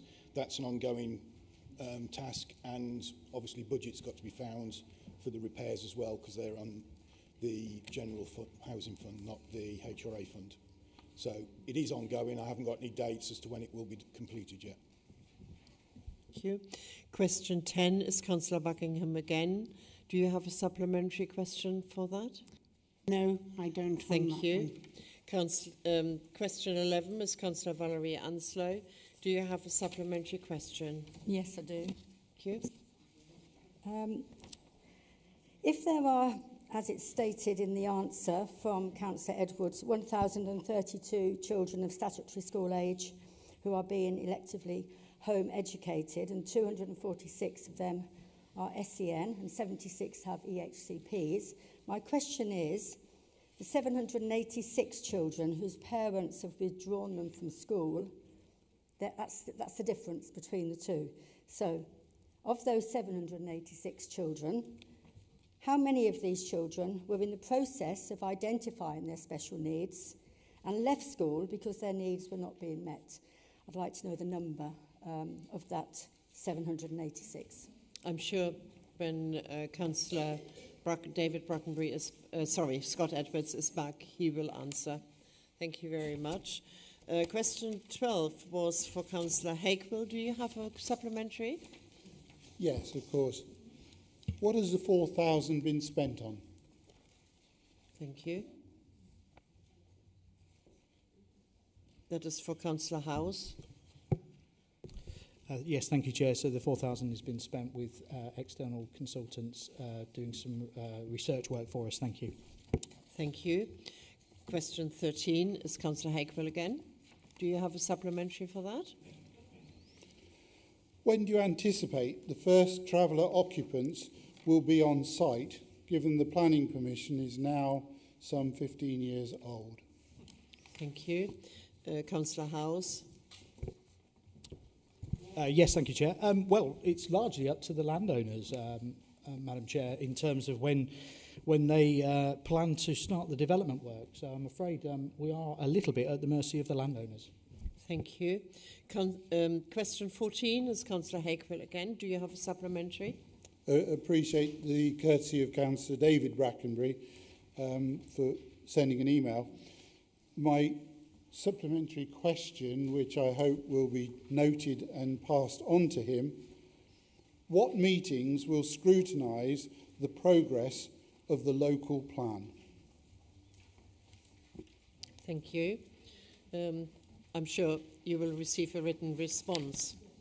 With that, we have reached the end of our council meeting.